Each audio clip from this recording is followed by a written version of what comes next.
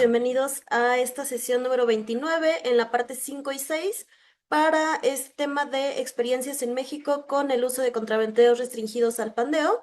En esta ocasión contamos con la valiosa participación del ingeniero Jonathan Rodea Miranda y del ingeniero Alejandro Aguilar López para la segunda sesión. Voy a presentar al ingeniero Jonathan Rodea Miranda, quien es ingeniero civil por la Facultad de Ingeniería de la UNAM. Cuenta con estudios de posgrado en la Dirección de Estudios de Posgrado de la Facultad de Ingeniería de la UNAM. Tiene 20 años de experiencia como ingeniero estructurista en CTC Ingenieros Civiles, destacando la participación en proyectos que incorporan contravientos restringidos al pandeo, aislamiento sísmico e instrumentación sísmica. También forma parte del Subcomité de Edificios Altos y Sistemas Innovadores de la Sociedad Mexicana de Ingeniería Estructural.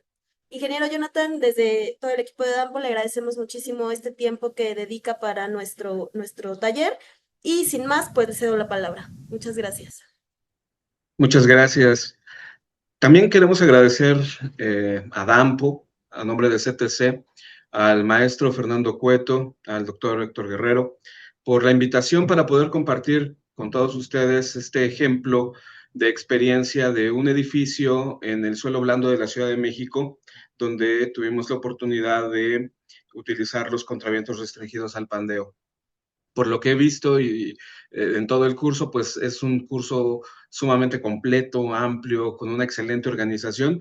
Y bueno, para nosotros es un honor poder estar con ustedes en compartiendo estas experiencias. Y espero que lo que vayamos a ver el día de hoy sea de utilidad y de interés para todos ustedes. Muchas gracias de nuevo.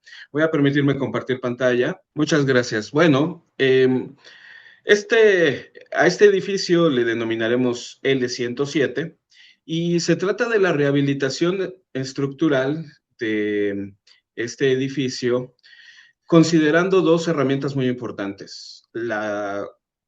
Una que es objeto del curso que se ha estado viendo, que son los contravientos restringidos al pandeo, pero también, y de manera muy importante, los efectos de interacción suelo-estructura que tuvieron una parte muy importante para hacer posible este proyecto de rehabilitación. El edificio, como he mencionado, está en la zona blanda de suelo blando de la Ciudad de México. Puse construido en 1970, pero la verdad es que es incierto, para al menos en la documentación que tenemos y que consultamos para la realización del proyecto, no se menciona específicamente el año de construcción, aunque sabemos que para finales de 1970 pues ya estaba en pie.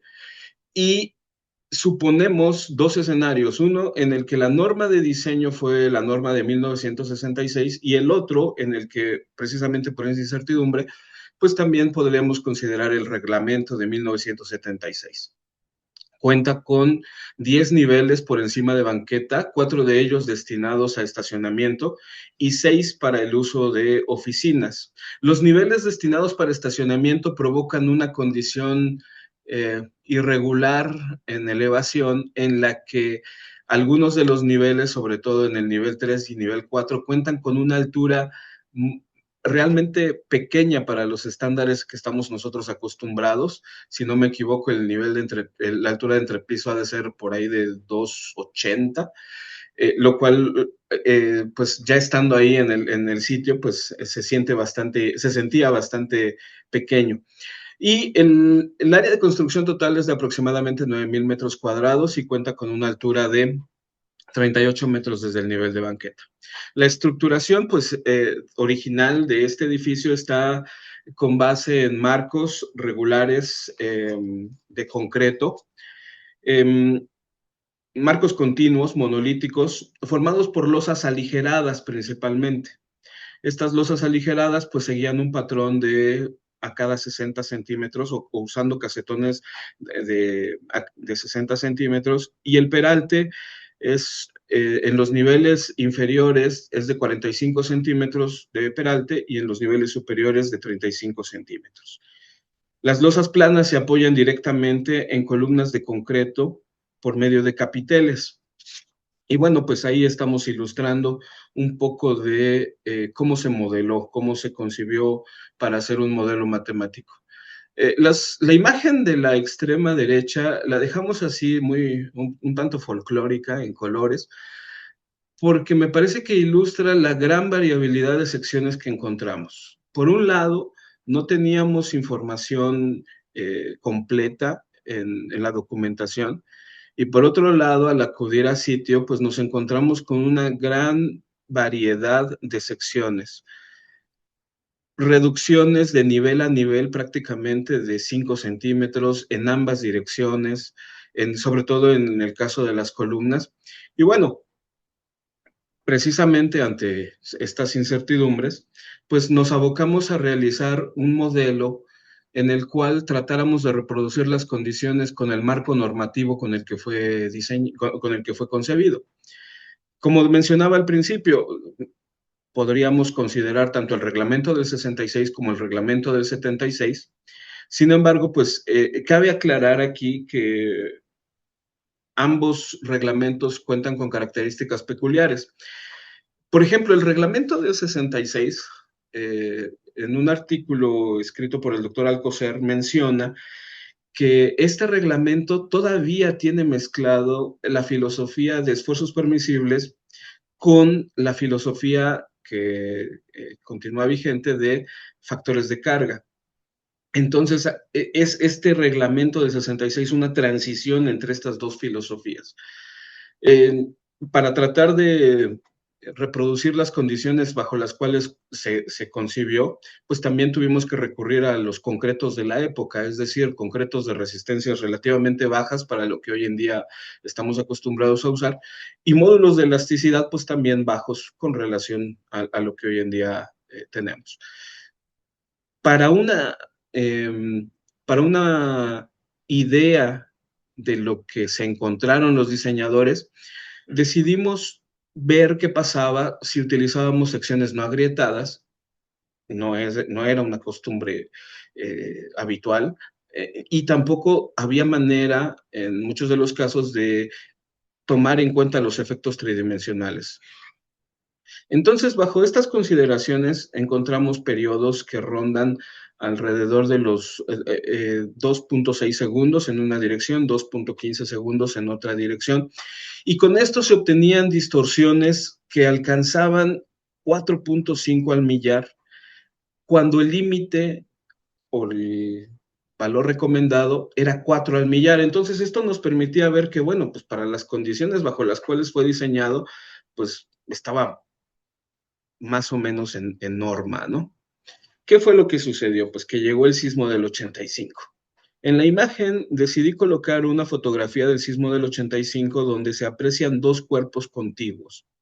Y es que una parte de los daños provocados en este sismo, pues ustedes saben que se debió precisamente a que las estructuras eran flexibles y al no tener una separación adecuada, pues chocaban una contra otra.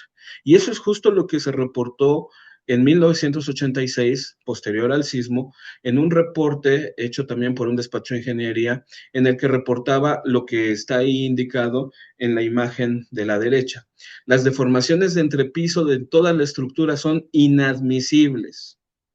La estructura, inciso C, la estructura es excesivamente flexible. E incluso podemos ver cómo ellos, de manera analítica para la época, estaban obteniendo periodos del orden de 2 segundos. Y fíjense ustedes cómo continúa. El elevado valor del periodo de la estructura puede aún ser una subvaloración de sobrevalorar las rigideces de los marcos, no penalizándoles algunas irregularidades que ahí menciona, y concluye diciendo que ante esta excesiva flexibilidad de la estructura, lo que se aprecia es que este edificio, al no tener estructuras vecinas cerca, pues no tuvo daño por esta condición, porque en una estimación, las deformaciones, los desplazamientos máximos que esta estructura se hubiera esperado de ella son de alrededor de 62 centímetros en una dirección y de 49 centímetros en la otra. Precisamente con estas condiciones que reportaron los ingenieros al hacer esta revisión, pues se considera un refuerzo. Y los ingenieros proponen de manera, con la norma de emergencia de 1985, proponen tratar de corregir esta excesiva flexibilidad colocando columnas a la mitad de los marcos como se muestra en la figura. Una es elevación, la de la izquierda, y la derecha es en planta. Esta es una fotografía donde se alcanza a apreciar cómo está ilustrado en verde, como también, además de las columnas que se agregaron, también se agregó una trave perimetral de concreto por debajo de la misma losa. Y en la cimentación se incrementaron 50% más de pilotes hasta la capa dura del suelo. Y bueno, con estas condiciones es que llegamos al 2020, por así decirlo. Este edificio tuvo varios cambios de arrendatario, y cuando llegamos a la pandemia, pues resulta que ya no está ocupado, ya no está habitado, y pues existe la inquietud de querer rehabilitarlo para poder aprovechar esta estructura. Se hace una vibración ambiental en 2022 y bueno, se obtienen periodos ya con los refuerzos de los cuales se ha hablado acerca de, ante el escenario de la norma de emergencia del 85, con las columnas que se agregaron y con la trave perimetral que también se agregó, se obtienen periodos en la vibración ambiental del orden de 1.6 segundos. Mientras que de manera analítica, incorporando estos elementos, se obtuvieron periodos del orden de 1.5 segundos. Comparado con los primeros periodos, los periodos originales de la estructura, bueno, pues ya se aprecia el efecto de este reforzamiento que tuvo lugar en 1985. Pero por supuesto ustedes pueden apreciar a la izquierda en la imagen que se obtiene del SACID, el periodo del suelo en ese lugar se encuentra justo en 1.6 segundos.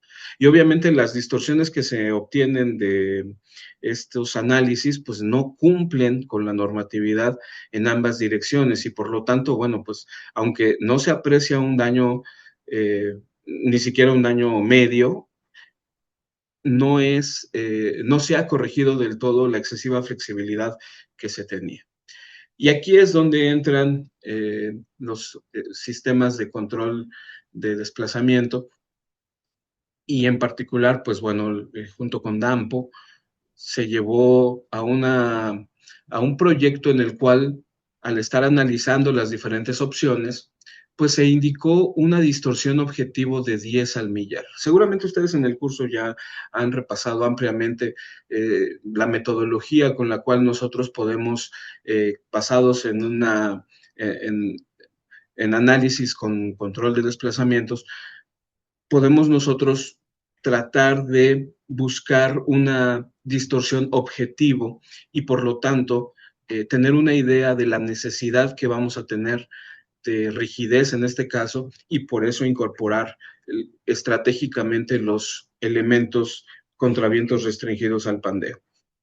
En esta imagen que se presenta como en las 4 fachadas se propusieron dispositivos de contravientos restringidos al pandeo y aquí nosotros lo que estamos mostrando también o lo que queremos mostrar es que se consideraron 175 contravientos restringidos al pandeo distribuidos en los 4 ejes perimetrales, 16 por nivel. Y también queremos nosotros enfatizar este punto en el que el poder tener como objetivo esta distorsión de 10 al millar, pues es lo que nos abría la puerta a poder comenzar a analizar la estructura con la aportación de rigidez de estos elementos. A la par, también se llevó a cabo un estudio de interacción suelo-estructura y pueden ustedes notar en la imagen las diferencias de la demanda sísmica al considerar los efectos de interacción cinemático y al considerar también los efectos de interacción cinemática e inercial. En particular, si ustedes ven la imagen, el espectro o la gráfica representada en color verde es simplemente el espectro de sitio sin interacción de ningún tipo y con el 5% de amortiguamiento. El punteado es el que se obtiene del SACID.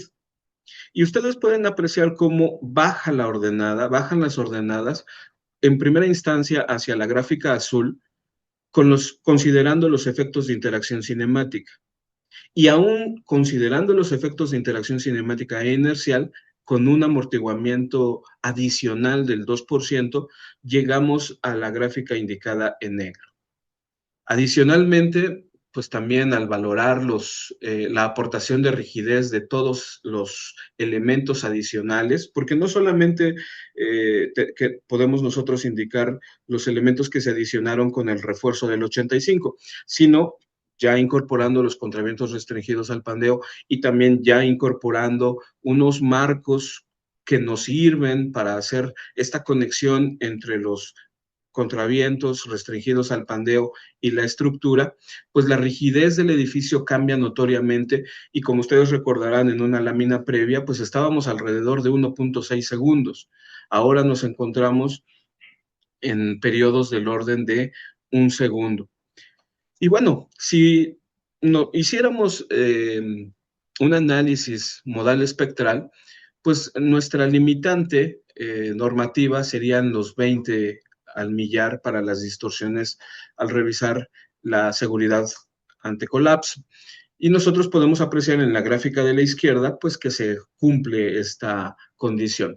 Y la gráfica de la derecha es cuando se revisa limitación de daños con el límite de 4 al millar.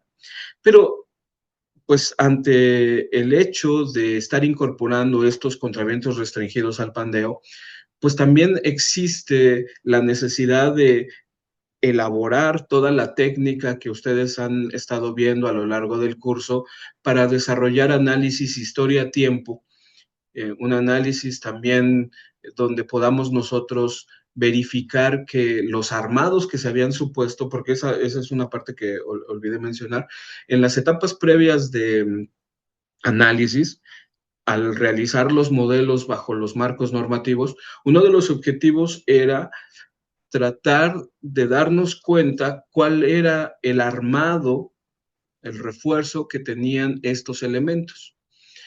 Como comentaba también, contábamos con cierta información en planos y en algunos documentos, pero pues esta información era incompleta. Entonces, al desarrollar todos estos modelos que hemos estado viendo, no podemos olvidar que estábamos partiendo con una incertidumbre de base, que es cómo están armados estos elementos.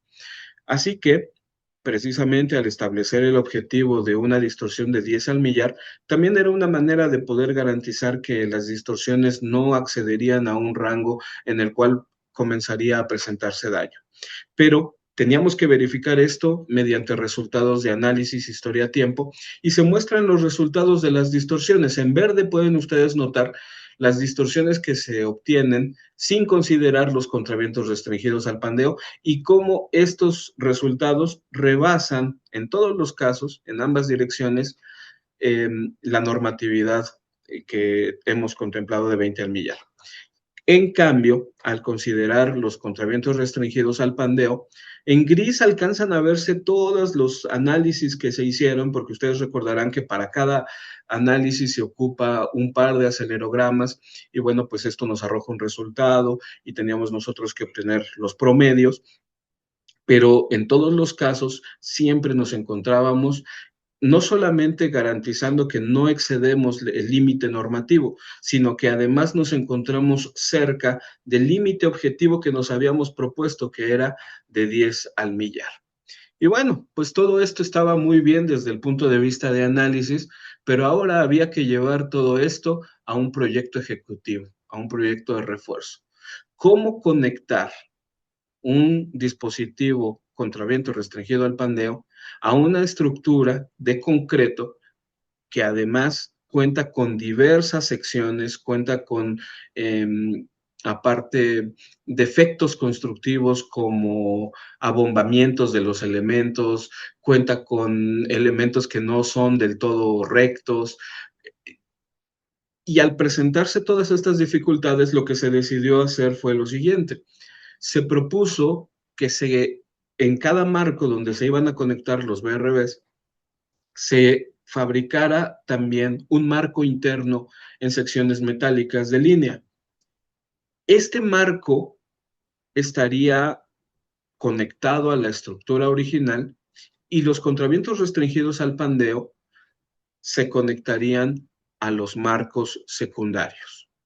Entonces, se elaboró el proyecto y llegamos al proyecto ejecutivo donde tenemos que hacer énfasis en la disposición que DAMPO siempre mostró en poder realizar este proyecto de una manera lo más ágil posible y también siempre acompañando en cada etapa de la instalación, en este caso, porque uno de los retos era precisamente la geometría del edificio.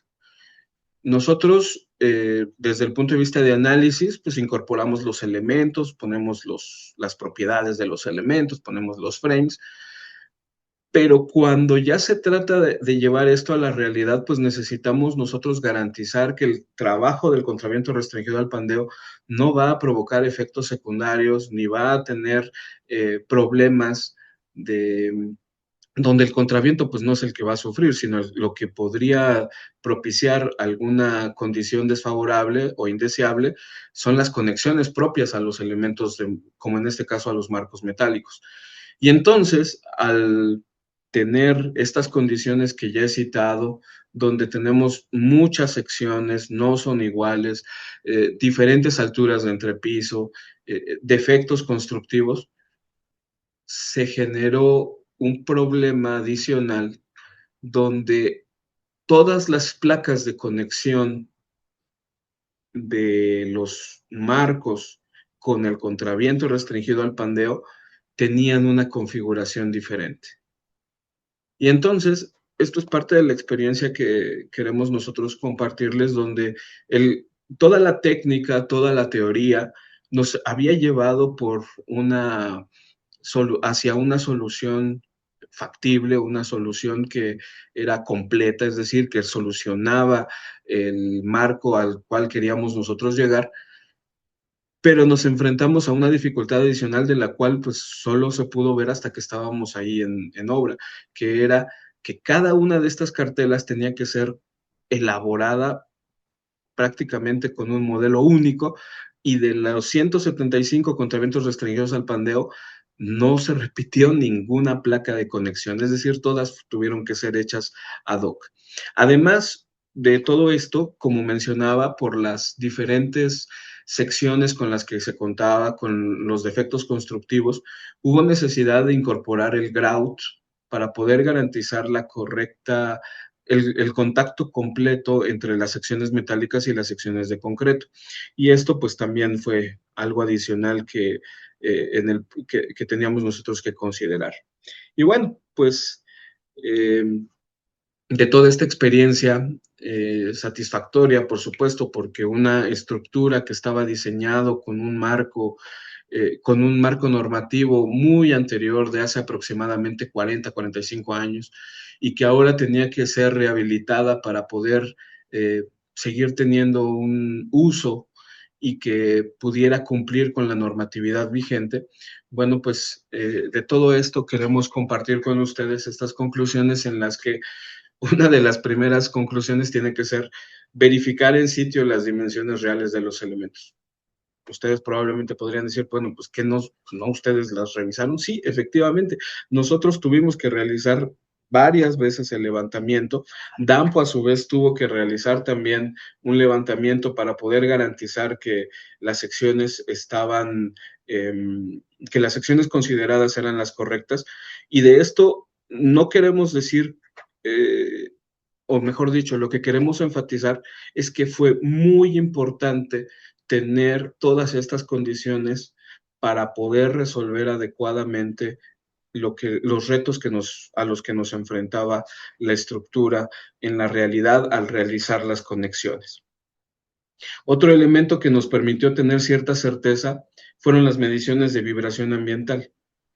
Al nosotros realizar ejercicios de vibración ambiental previo al último reforzamiento con contraventos restringidos al pandeo, y al poder tener esa garantía que estábamos obteniendo periodos parecidos a los que nos reportaba el análisis, pues bueno, esa fue una buena señal en la que nosotros pudimos tener la certeza de poder confiar en los modelos matemáticos, y además por supuesto que tenemos, se están terminando, hasta donde sé, creo que se estaban terminando de colocar todavía los contravientos.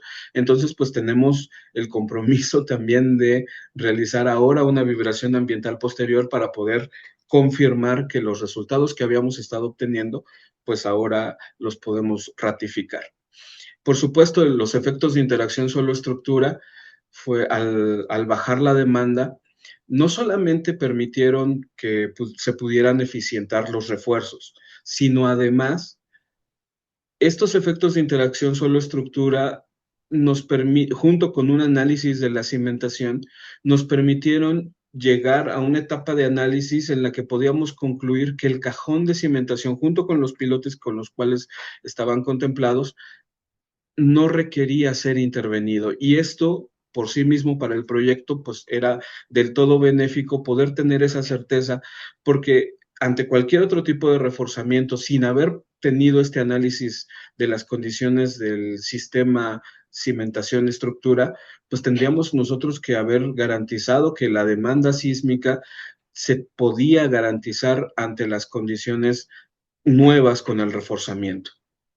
Y bueno, en cuanto a qué tanto representó económicamente el costo de toda la solución, pues nosotros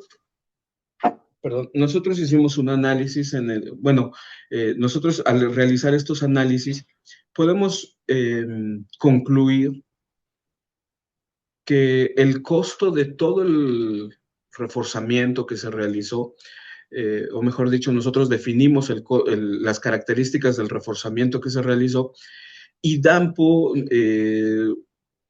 me parece que fue el ingeniero Fernando, hizo ahí por ahí algunos ejercicios de, bueno, más o menos cuánto eh, representó el costo de este reforzamiento.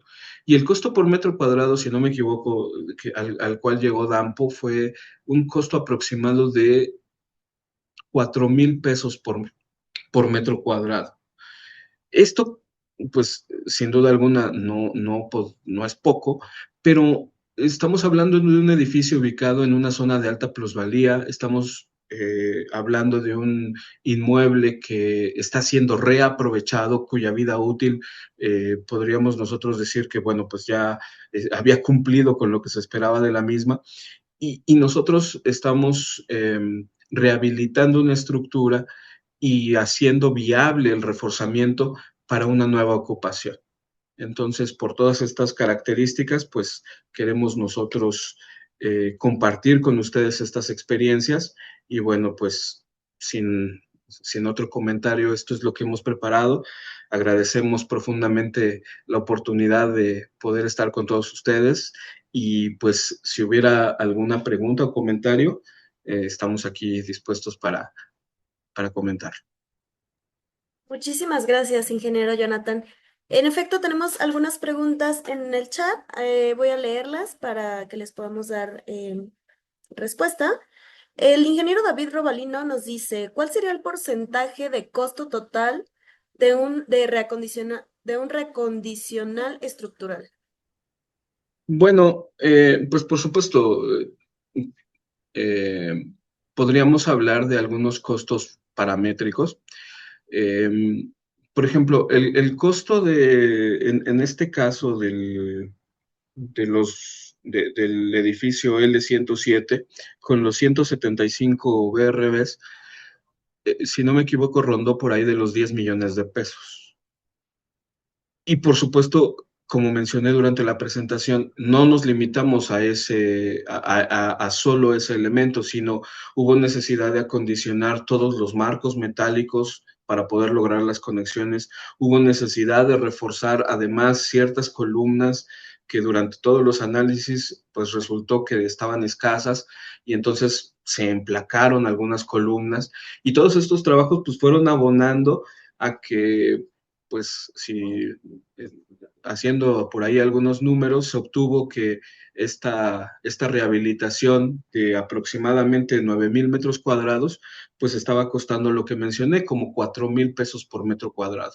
Entonces, Eh, ya creo que tendríamos que ser muy específicos con cuánto costó los trabajos de reemplacamiento, cuánto costó la instalación de los BRBs, cuánto costó el grout, que a decir del ingeniero residente de obra que estaba a cargo del proyecto, pues también eso les representó un costo que al principio pues no tenían contemplado y que pues fue un extra.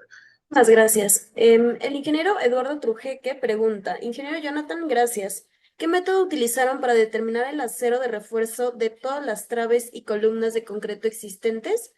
¿Cómo definieron el espectro con interacción suelo-estructura? Sí, la definición de los armados originales, eh, ahí tuvimos varias etapas. La primera de ellas fue tratando de localizar el acero de refuerzo mediante las herramientas de escáner y tratar de ver, y la verdad es que obteníamos resultados pues, que no nos llevaban a nada. Fue por ello que optamos por tratar de reproducir las condiciones bajo las cuales fue diseñado el edificio con aquella normativa original. Al nosotros obtener que estábamos dentro de la normatividad, recordarán que hablábamos de unas distorsiones límite por ahí de 4 al millar. Nosotros con ciertas condiciones con ciertos criterios que establecimos, pues andábamos por ahí del 4.5 al millar y dijimos, bueno, a ver, vamos a diseñar con estos elementos, con esta demanda sísmica, y con eso obtenemos un armado de las traves, de las columnas, y en los casos en los que sí tenemos información, pues comparamos si lo que estamos obteniendo es lógico o si de plano estamos muy alejados de la realidad. Obtuvimos de todo, pero en su mayoría obtuvimos armados que eran dentro de la información que teníamos, eran consistentes con esa información. Y la última parte de la pregunta era acerca de la interacción sobre la estructura, ¿cierto? Ah, bueno, los efectos, este tipo de espectros, pues sí, son un trabajo de geotecnia realmente, y son estos despachos especializados en esta sismicidad, en conocer la sismicidad y conocer estas técnicas de análisis, pues los que se encargan de proveernos esta información, por supuesto con las características que nosotros damos de las características del cajón, las propiedades del edificio, para que ellos puedan llegar a un espectro con interacción sobre la estructura. Excelente, muchas gracias. El ingeniero Jaime Monroy nos dice, buenas tardes, ¿cómo se consideró en el modelo la integración de los marcos metálicos secundarios a la estructura principal? Pues también tuvimos varias formas varias etapas de análisis. Al principio tratamos de incorporarlos por separado, es decir, incorporamos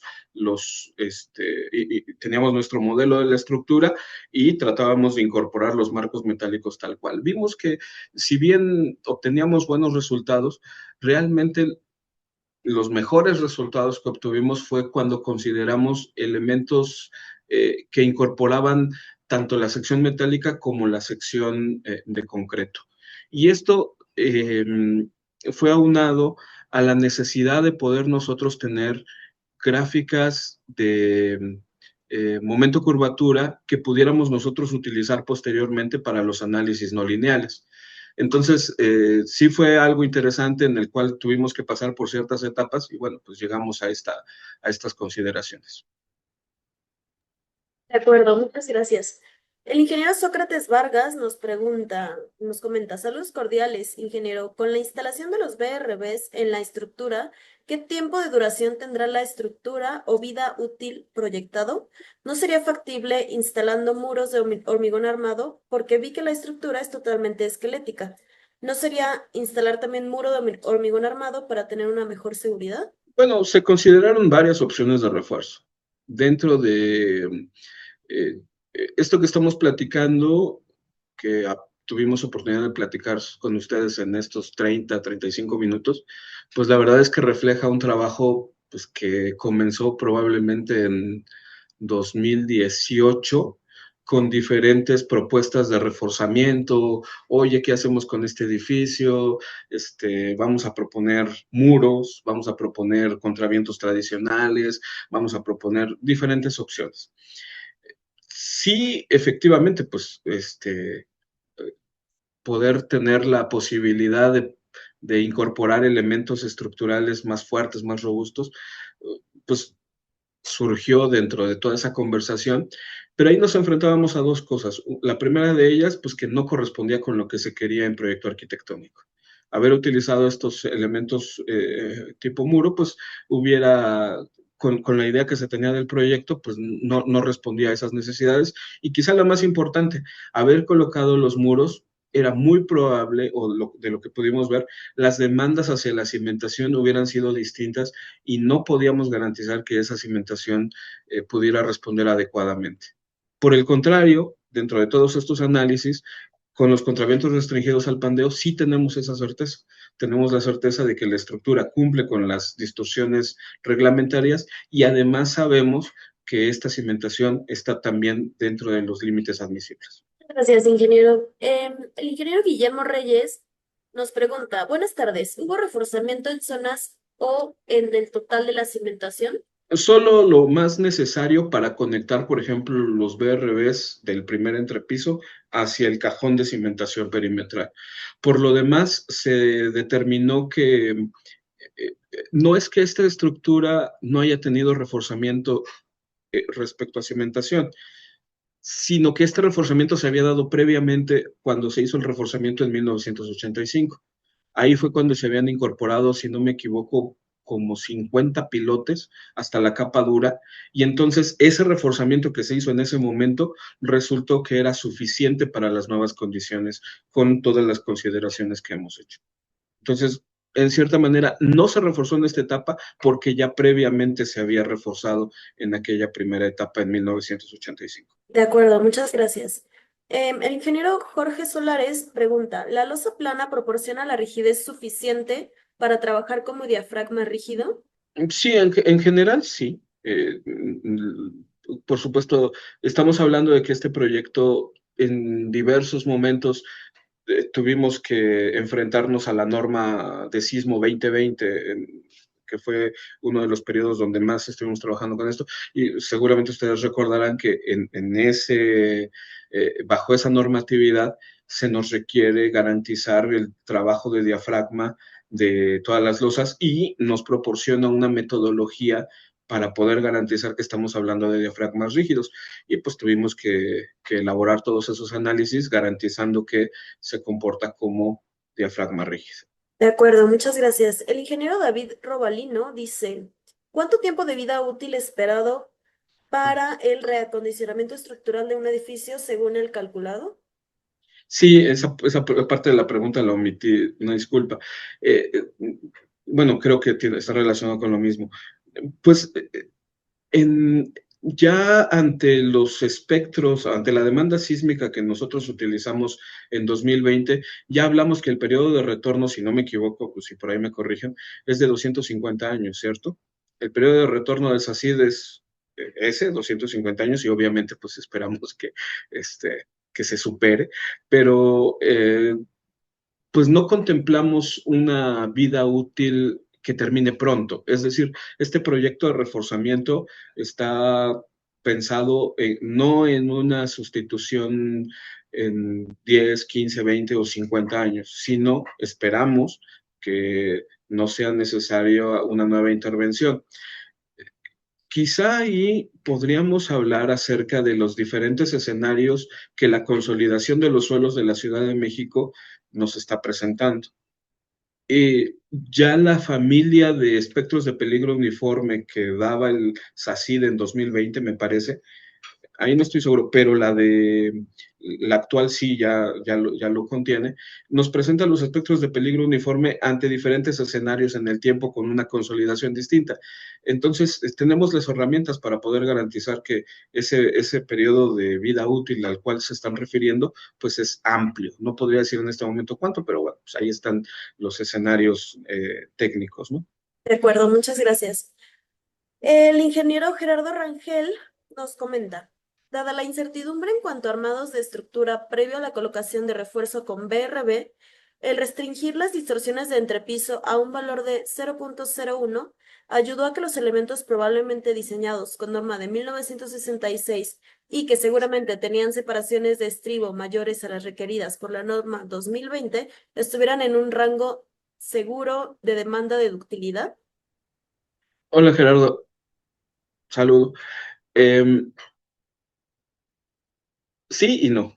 Sí, por supuesto, en el sentido de que desde el punto de vista de análisis, un límite de distorsión de 10 al millar, con ciertas consideraciones de ductilidad, pues nos garantiza que no va a haber daño, que estamos en una zona donde estamos iniciando la parte plástica y bueno, pues esperamos que haya un buen comportamiento. Pero como bien señala Gerardo, en este contexto no teníamos esa certeza, no teníamos la certeza de que hubiera estribos a cada 15 o a cada 20. La práctica, no recuerdo en este momento, pero la práctica era dejarlos más separados. Y entonces eso nos propició otra etapa de reforzamiento, bueno, una etapa de reforzamiento previa, donde habiendo identificado los nodos que iban a ser más susceptibles de sufrir algún daño, también los reforzamos para aumentar la ductilidad de estos nodos y no tener ninguna duda en cuanto a que las distorsiones de 10 al millar no hicieran ninguna mella independientemente de la distribución de estribos que pudiera haber tenido originalmente. Este refuerzo eh, pensado en dar mayor ductilidad a estas partes extremas de las columnas de los nodos, pues nos permitió tener esa seguridad. De acuerdo, muchas gracias. Bueno, creo que ya se respondió la parte de la otra pregunta y menciona, ¿hay alguna forma de verificar que los BRBs, una vez instalados, estén trabajando según lo previsto en ausencia de sismos intensos? Yo creo que esa parte, lo que nos tiene que dar la certeza, lo que nos tiene que dar la garantía, y creo que Dampo lo hace excelentemente bien en ese aspecto, es, por un lado, el acompañamiento, el cuidado en la instalación, el estar seguros de los análisis que se han hecho, y la parte de las pruebas, la parte de tener la garantía de que, me parece que es en la normatividad 2023 donde ya hablamos acerca de pruebas de los elementos, donde podemos nosotros tener la seguridad de que la histéresis que esperamos, pues se va a presentar y como dice el ingeniero, pues ante la ausencia de eventos, y esperemos que continúe de esa manera, ante la ausencia de eventos sísmicos, pues no, en este momento, pues nosotros podríamos decir, bueno, efectivamente, la estructura no ha sido probada del todo sísmicamente, pero, como decía hace un momento también, sí tenemos quizá un primer escalón en el que podemos eh, ver si lo que se hizo concuerda con los análisis teóricos. Y eso es la vibración ambiental que esperamos realizar una vez que hayan concluido los trabajos de colocación de todos los elementos de refuerzo y desde ahí nosotros ver cómo los análisis teóricos con los periodos de la vibración ambiental debe, deben ser similares. Más allá de eso, pues como toda estructura, tiene que resistir la prueba del sismo, ¿no? Muchas gracias. El ingeniero Marcelo Arroyo pregunta, en el análisis estructural realizado, ¿consideraron los marcos que conectan a los BRBs para su evaluación? Sí, sí, creo que ya lo había mencionado.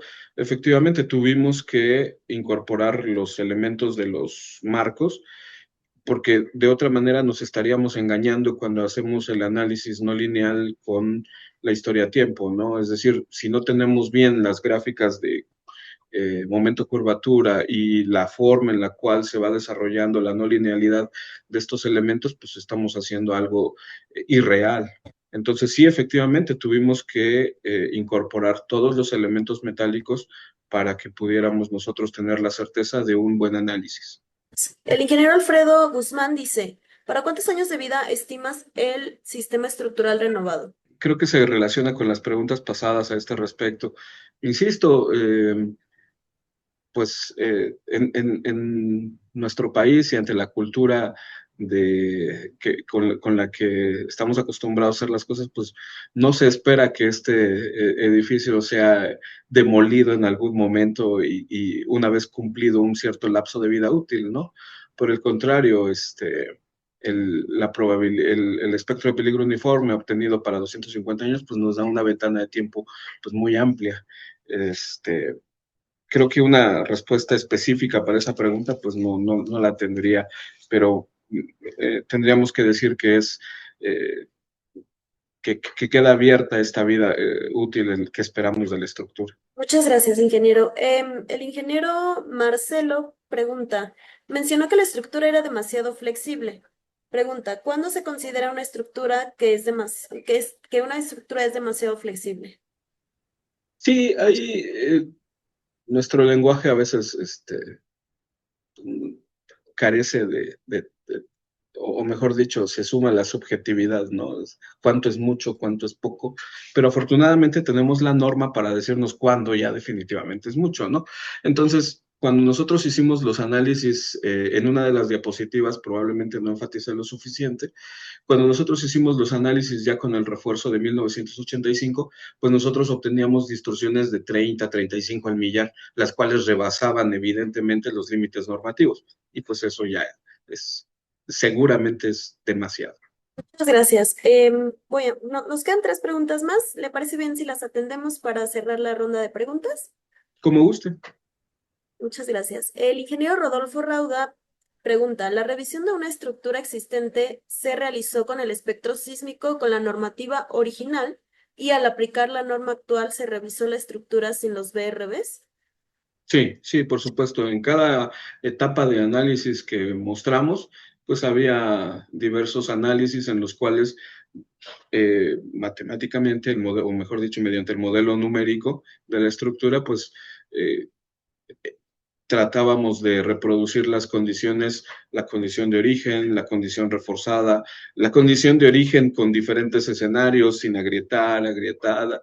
Entonces, esto que estamos presentando es el resumen de un trabajo muy amplio que pues seguramente todos ustedes están acostumbrados a realizar ante diferentes escenarios, ¿no? Y bueno, pues este, todo ese trabajo, pues sobre todo ahora con la incorporación de los contravientos restringidos al pandeo, pues amerita que en este caso Dampo siempre haya estado dispuesto a colaborar con nosotros tanto en la etapa de análisis como en la etapa eh, de ejecución, pues de garantizar que todo estuviera correctamente. Muchas gracias, ingeniero. El ingeniero Brian Gómez pregunta, ¿en el modelo numérico se considera la rigidez que aportan las cartelas? No, las cartelas como tal, si nos referimos a ellas, a los elementos de conexión del BRB, no forzosamente o no de manera particular, sino que el sistema BRB cartela, BRB conexión, ya implícitamente o mejor dicho, es este sistema el cual estamos modelando dentro del programa de análisis, ¿no?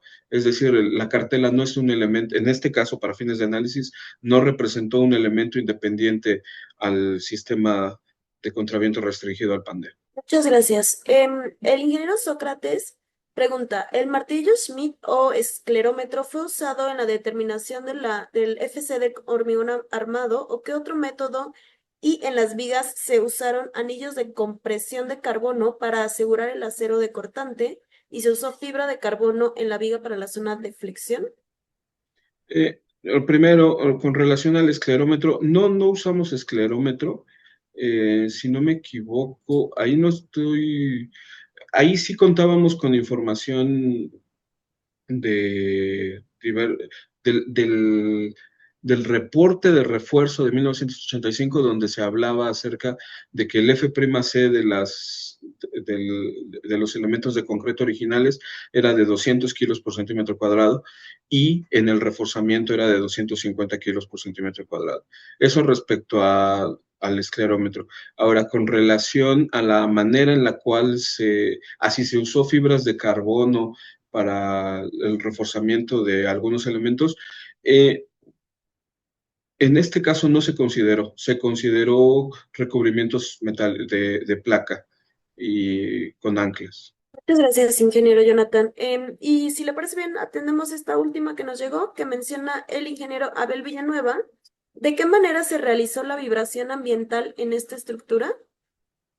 Bueno, CTC es una empresa de cálculo, de diseño estructural, de análisis estructural, pero tenemos una larga tradición de instrumentación sísmica.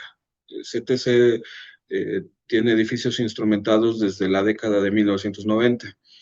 Eh, no solo contamos con edificios instrumentados, sino que además contamos con eh, acelerómetros con los cuales podemos llevar a cabo estas vibraciones ambientales. Entonces, la manera en la que hacemos esta vibración ambiental, en este caso fue con un acelerómetro Kinemetrix triaxial, en el cual, mediante el ruido ambiental, al cual está sometido permanentemente la estructura, colocamos el acelerómetro en diferentes puntos para una vibración ambiental tradicional, digamos, de una estructura tradicional, pues generalmente con algunos puntos en la azotea basta para poder obtener los parámetros dinámicos de una estructura, como los primeros modos de vibrar, y en este caso, pues fue la técnica que empleamos. Muchas gracias, ingeniero. Pues son esas las preguntas que teníamos hasta ahora. De cualquier manera, si nos llega alguna otra al correo, se la compartimos por ese medio. Y le agradecemos mucho de parte de todo el equipo de Dampo el tiempo que nos compartió para esta sesión. Reitero el agradecimiento personal y a nombre de CTC por permitirnos haber estado con ustedes en este importante curso que seguramente pues está marcando un hito dentro de la difusión de los elementos innovadores en la respuesta estructural. Y bueno, pues esperamos que lo que les hayamos compartido sea de su interés y por supuesto abiertos a cualquier otro comentario o pregunta o en lo que podamos ayudar, con todo gusto. Muchísimas gracias. Muchas gracias, ingeniero Jonathan. Estamos viéndonos. Hasta luego, que estén todos muy bien. Hasta luego. Si les parece bien, regresamos a las 4:05 para continuar con la segunda presentación y por acá nos vemos. Muchas gracias.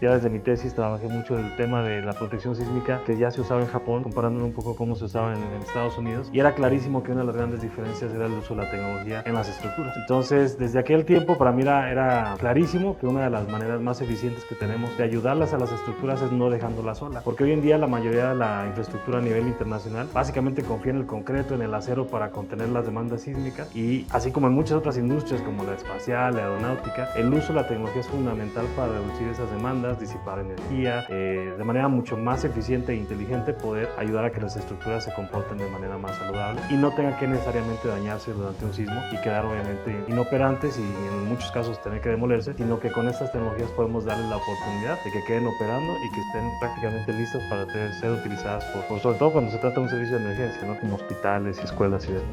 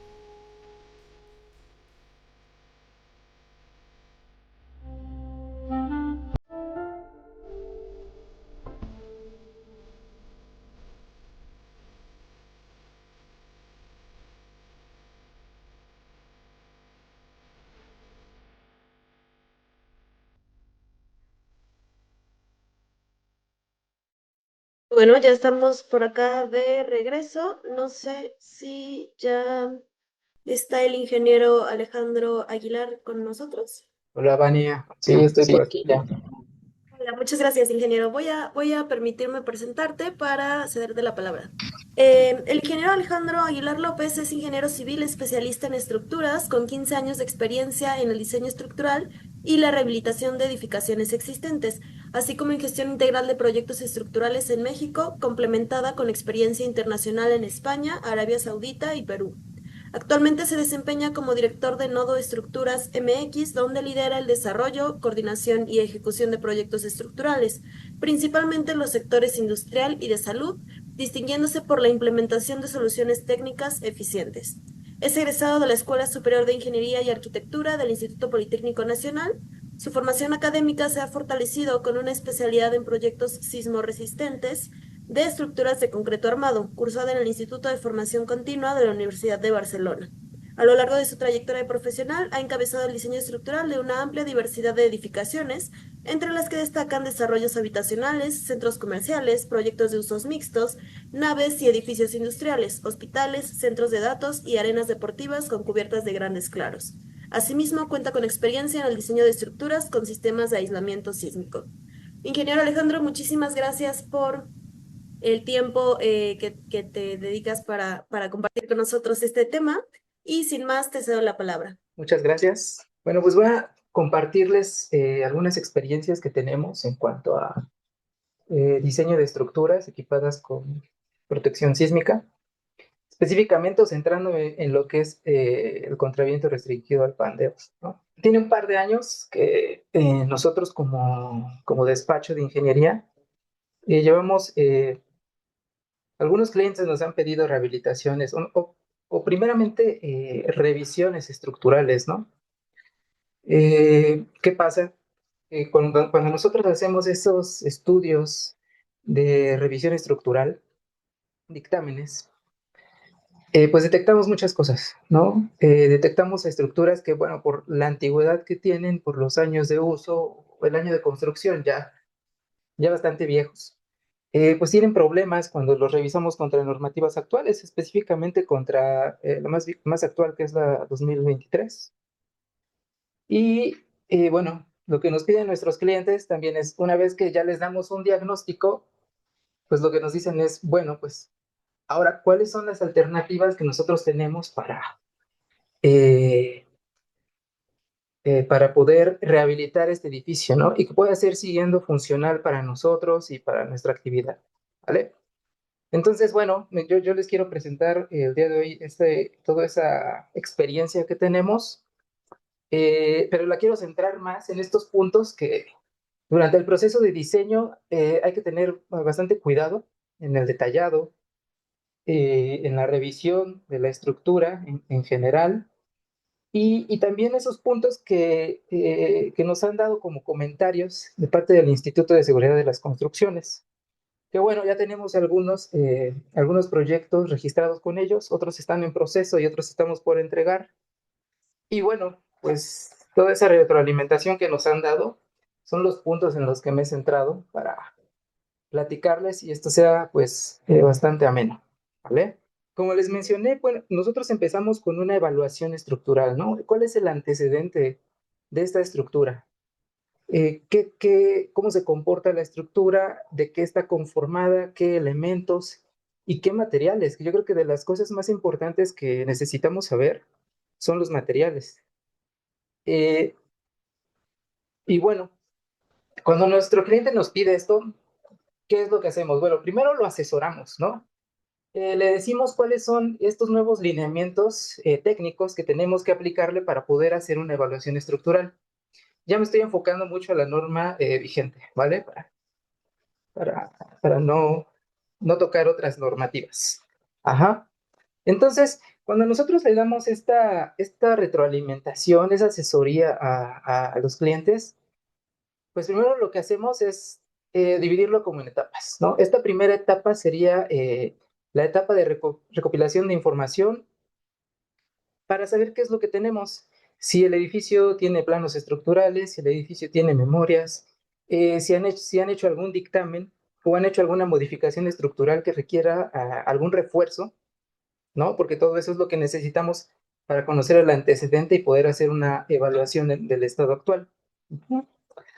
Una vez que tenemos eso, bueno, el siguiente paso que nosotros hacemos es con un equipo de ingeniería, pues hacer una visita y hacer las inspecciones que se requieran en esas estructuras. Esas inspecciones deben ser bastante detalladas, por decirlo de alguna manera. Centrarnos en elementos de cimentación, ver el estado, si tienen algún daño, cuáles son las medidas, ver si lo que está construido pues conecta con lo que viene en planos estructurales o si existe alguna modificación, pues bien, tomarlo en cuenta para posteriormente hacer una campaña de exploración, ya sea levantamientos, muestreos de materiales, todo esto, ¿vale? Y bueno, ya me adelanté al siguiente punto, ¿no? Que una vez que conocemos todo eso, cómo está la estructura, cómo está conformada, qué elementos tiene, si tiene daño, pues le vamos a asignar un nivel de vulnerabilidad. Esto es muy importante porque dependiendo del nivel de vulnerabilidad y el daño que tenga la estructura, pues vamos a plantear estas campañas de exploración en materiales, ¿no? Para conocer las propiedades. Por ejemplo, en las estructuras de concreto, que es lo que más hemos hecho nosotros, debemos de conocer la resistencia a la compresión, el módulo de elasticidad, eh, hacemos también los escaneos para ver que el acero que nos están ahí especificando en algún plano, pues más o menos case con lo que estamos midiendo en sitio. Hacer los escaneos es un tanto complejo, complejo hacerlos y compleja la interpretación, porque muchas veces estamos escaneando y encontramos un traslape y nos dice que es una varilla de gran tamaño, ¿no? Entonces, bueno, ahí tenemos que revisar cuál es la estrategia de revisar. Nosotros lo que aplicamos es, por ejemplo, en una columna, escanear 3 puntos en la altura, ¿no? Y de esa manera ir discretizando y eliminar esos puntos donde podemos tener lecturas erróneas, ¿vale? Y bueno, pues con eso hacemos esta nueva campaña para conocer cuáles son esos materiales. Escaneos, extracciones de núcleos de concreto, en zonas nuevas, pues levantamientos estructurales, levantamientos topográficos que nos van a servir para medir hundimientos, emersiones o inclinaciones que tenga la estructura. Actualmente hacemos también nubes de puntos, son bastante útiles. Necesitamos hacer calas en cimentación para determinar que pues, lo que está en planos, si es que tenemos planos, pues coincida con la cimentación que está. Y aprovechando que hacemos esa cala, pues igual hacemos unos escaneos para verificar el acero de refuerzo. Uh-huh. Y la exploración geotécnica, que esa siempre la complementamos con una geofísica, nada más para verificar algunos puntos importantes del suelo, como es el periodo de vibración. Uh-huh. Entonces, una vez ya teniendo todo esto que les acabo de comentar, tanto las inspecciones como los muestreos, levantamientos, pues ahora sí podemos proceder a hacer una evaluación de esa estructura. ¿qué es lo que hacemos comúnmente? Bueno, pues partimos haciendo un modelo matemático con las propiedades que tenemos, con la estructuración que ya determinamos y empezamos a verificar el comportamiento. Uno de los puntos más importantes para verificar el comportamiento estructural, bueno, pues son los modos de vibrar. Bueno, dependiendo del tipo de estructura, podemos encontrar una gran variación, ¿no? No las estructuras no tienen un mismo periodo, depende de su estructuración. Muros, marcos, contravientos. Entonces, bueno, tendremos que ir ahí verificando si más o menos es consistente los valores que tenemos o existe ahí algo extraño en eso que revisamos en los modelos, ¿no? Hay que hacer una revisión exhaustiva un poco del modelado. Pero bueno, de ahí lo importante es, y con lo que nosotros medimos principalmente es a nivel distorsiones. Eso nos da una idea muy clara de qué es lo que tiene el edificio. Si tiene distorsiones muy altas, por ejemplo, este edificio tenía 0.03 aproximadamente, un poco menos en la dirección corta, pero bueno, ya se estimaba que era una distorsión bastante alta, ¿no? No cumplíamos con la normativa actual ni con normativas anteriores. Entonces, desde ahí ya estamos viendo que hay algún problema, ¿no? El edificio pues tiene una cierta flexibilidad y no estaríamos cumpliendo a nivel distorsión. Cuando entramos más a detalle a la revisión, pues también encontramos que hay algunas columnas, algunas vigas que no cumplen los requerimientos de fuerza. Y es ahí cuando iniciamos, o bueno, más bien elaboramos nuestro documento de dictamen que es revisado por corresponsables en seguridad estructural, emitimos las recomendaciones y las conclusiones y ahora sí se lo entregamos a nuestro cliente. Con los clientes siempre es complicado cuando les dices que su edificio tiene deficiencias, ¿no? Porque suelen espantarse. Si bien este edificio tiene deficiencias, pues no tiene ningún daño. En todas las inspecciones que hicimos no detectamos un daño que de interés, ¿no? Entonces eso también ayuda a hacer exploraciones de materiales un poco más ligeras, caso contrario que si esto tuviera daño, ¿no? Que se tienen que hacer más exploraciones, tener mucho más cuidado en determinar esas propiedades para poder hacer los análisis estructurales, ¿vale? Y una vez con eso, pues lo que el cliente nos dice es, bueno, pues ya me dijiste que tiene, hay que revisarlo, ¿no? Hay que ver qué propuestas tenemos para poder rehabilitar mi edificio.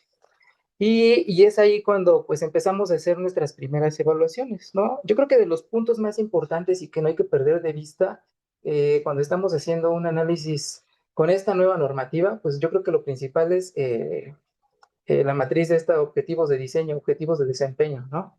Donde nos dice que si nuestra estructura es del grupo A, del grupo B, pues qué niveles de desempeño debemos de revisar. Ocupación inmediata, seguridad de vida, limitación de daños y también qué intensidad sísmica que tenemos frecuente, base de diseño e infrecuente, ¿no? Entonces de ahí vamos a partir. Ese es nuestro primer gran check que tenemos que hacer en nuestra estructura. ¿Qué es lo que tenemos, qué podemos hacerle y contra qué lo vamos a revisar, ¿vale? En esa estructura, nuestros primeros estudios fueron hacer una rehabilitación tradicional, es decir, se estudió en una etapa muy inicial hacer un encamisado de las columnas con propio concreto para tener secciones más grandes, también hacer encamisados en vigas, funcionaban, pero eran elementos muy grandes que no casaban con lo que es la arquitectura y con la operación actual, ¿no? Porque pues, esos edificios están en uso. De ahí, bueno, teníamos esa alternativa, luego partimos a otra de dejar, no incrementar las secciones, pero empezar a meter contravientos, sección tradicional, comunes. Y teníamos bastantes mejoras. Cumplíamos a nivel rigidez, ya no sufríamos por los desplazamientos, por fuerzas, las columnas sí tenían una gran demanda. Hicimos una propuesta del encamisado de estas columnas y una vez que terminamos esta primera revisión, donde también algo complicado fue pues cazar estos elementos diagonales en las paredes, con la operación, con las entradas que tienen, con el uso actual, ¿no? Que tiene el edificio, que no causáramos una interferencia o una gran modificación en su funcionamiento. Entonces, esa propuesta era la que casaba mejor con esa operación y lo que hicimos ahora fue, pues bueno, ¿qué pasa si en lugar de utilizar estos contravientos que no tienen un buen comportamiento a compresión, pues utilizamos uno que sea mucho más eficiente. Y bueno, ahí es donde pensamos en alternativas y creo que la que más nos gustó por el comportamiento fue los BRB o contravientos restringidos al pandeo, ¿no? Y ahí fue donde nosotros, como despacho, empezamos a buscar a algún proveedor, ¿no? Actualmente, pues dan puesta, antes nada más conocíamos a Core Brace, ¿no? Pero ahora tenemos a Dampo, que es mexicano, y que nos está dando el soporte, ¿no? Si tenemos dudas o algo así con el diseño, bueno, ellos siempre están ahí para ayudar. Entonces nos acercamos, le explicamos las condiciones de nuestro edificio, cómo estaba funcionando, que las posiciones donde nosotros ya teníamos contravientos era la única posición donde podrían ir contravientos. Y bueno, ellos nos ayudaron a hacer esta primera evaluación estructural. Dato muy importante es que los objetivos de diseño cambian respecto a una estructura que es una estructura tradicional. Aquí lo que pasa es que únicamente vamos a revisar lo que sería el sismo base de diseño para la norma de la CDMX, ¿no? Esto nos dice que con disipadores de energía, pues bueno, únicamente vamos a revisar base de diseño y utilizaremos una ductilidad para la estructura de 1. Entonces, partiendo de esa premisa, es como se hizo este primer análisis y llegamos a esto, ¿no? ¿Qué pasa? Pues tenemos una estructura que ya la habíamos revisado, que es una estructura tradicional, y tenemos una estructura que tiene disipadores. Cuando nosotros nos acercamos al cliente y le exponemos esto, nos dice, bueno, tú entiendes muy bien lo que es el desempeño estructural, que está funcionando bien, que tiene rigidez, pero ¿qué pasa con los costos? ¿Cuánto cuesta una más o una respecto a la otra? ¿Cuál es ese beneficio aparte del comportamiento estructural?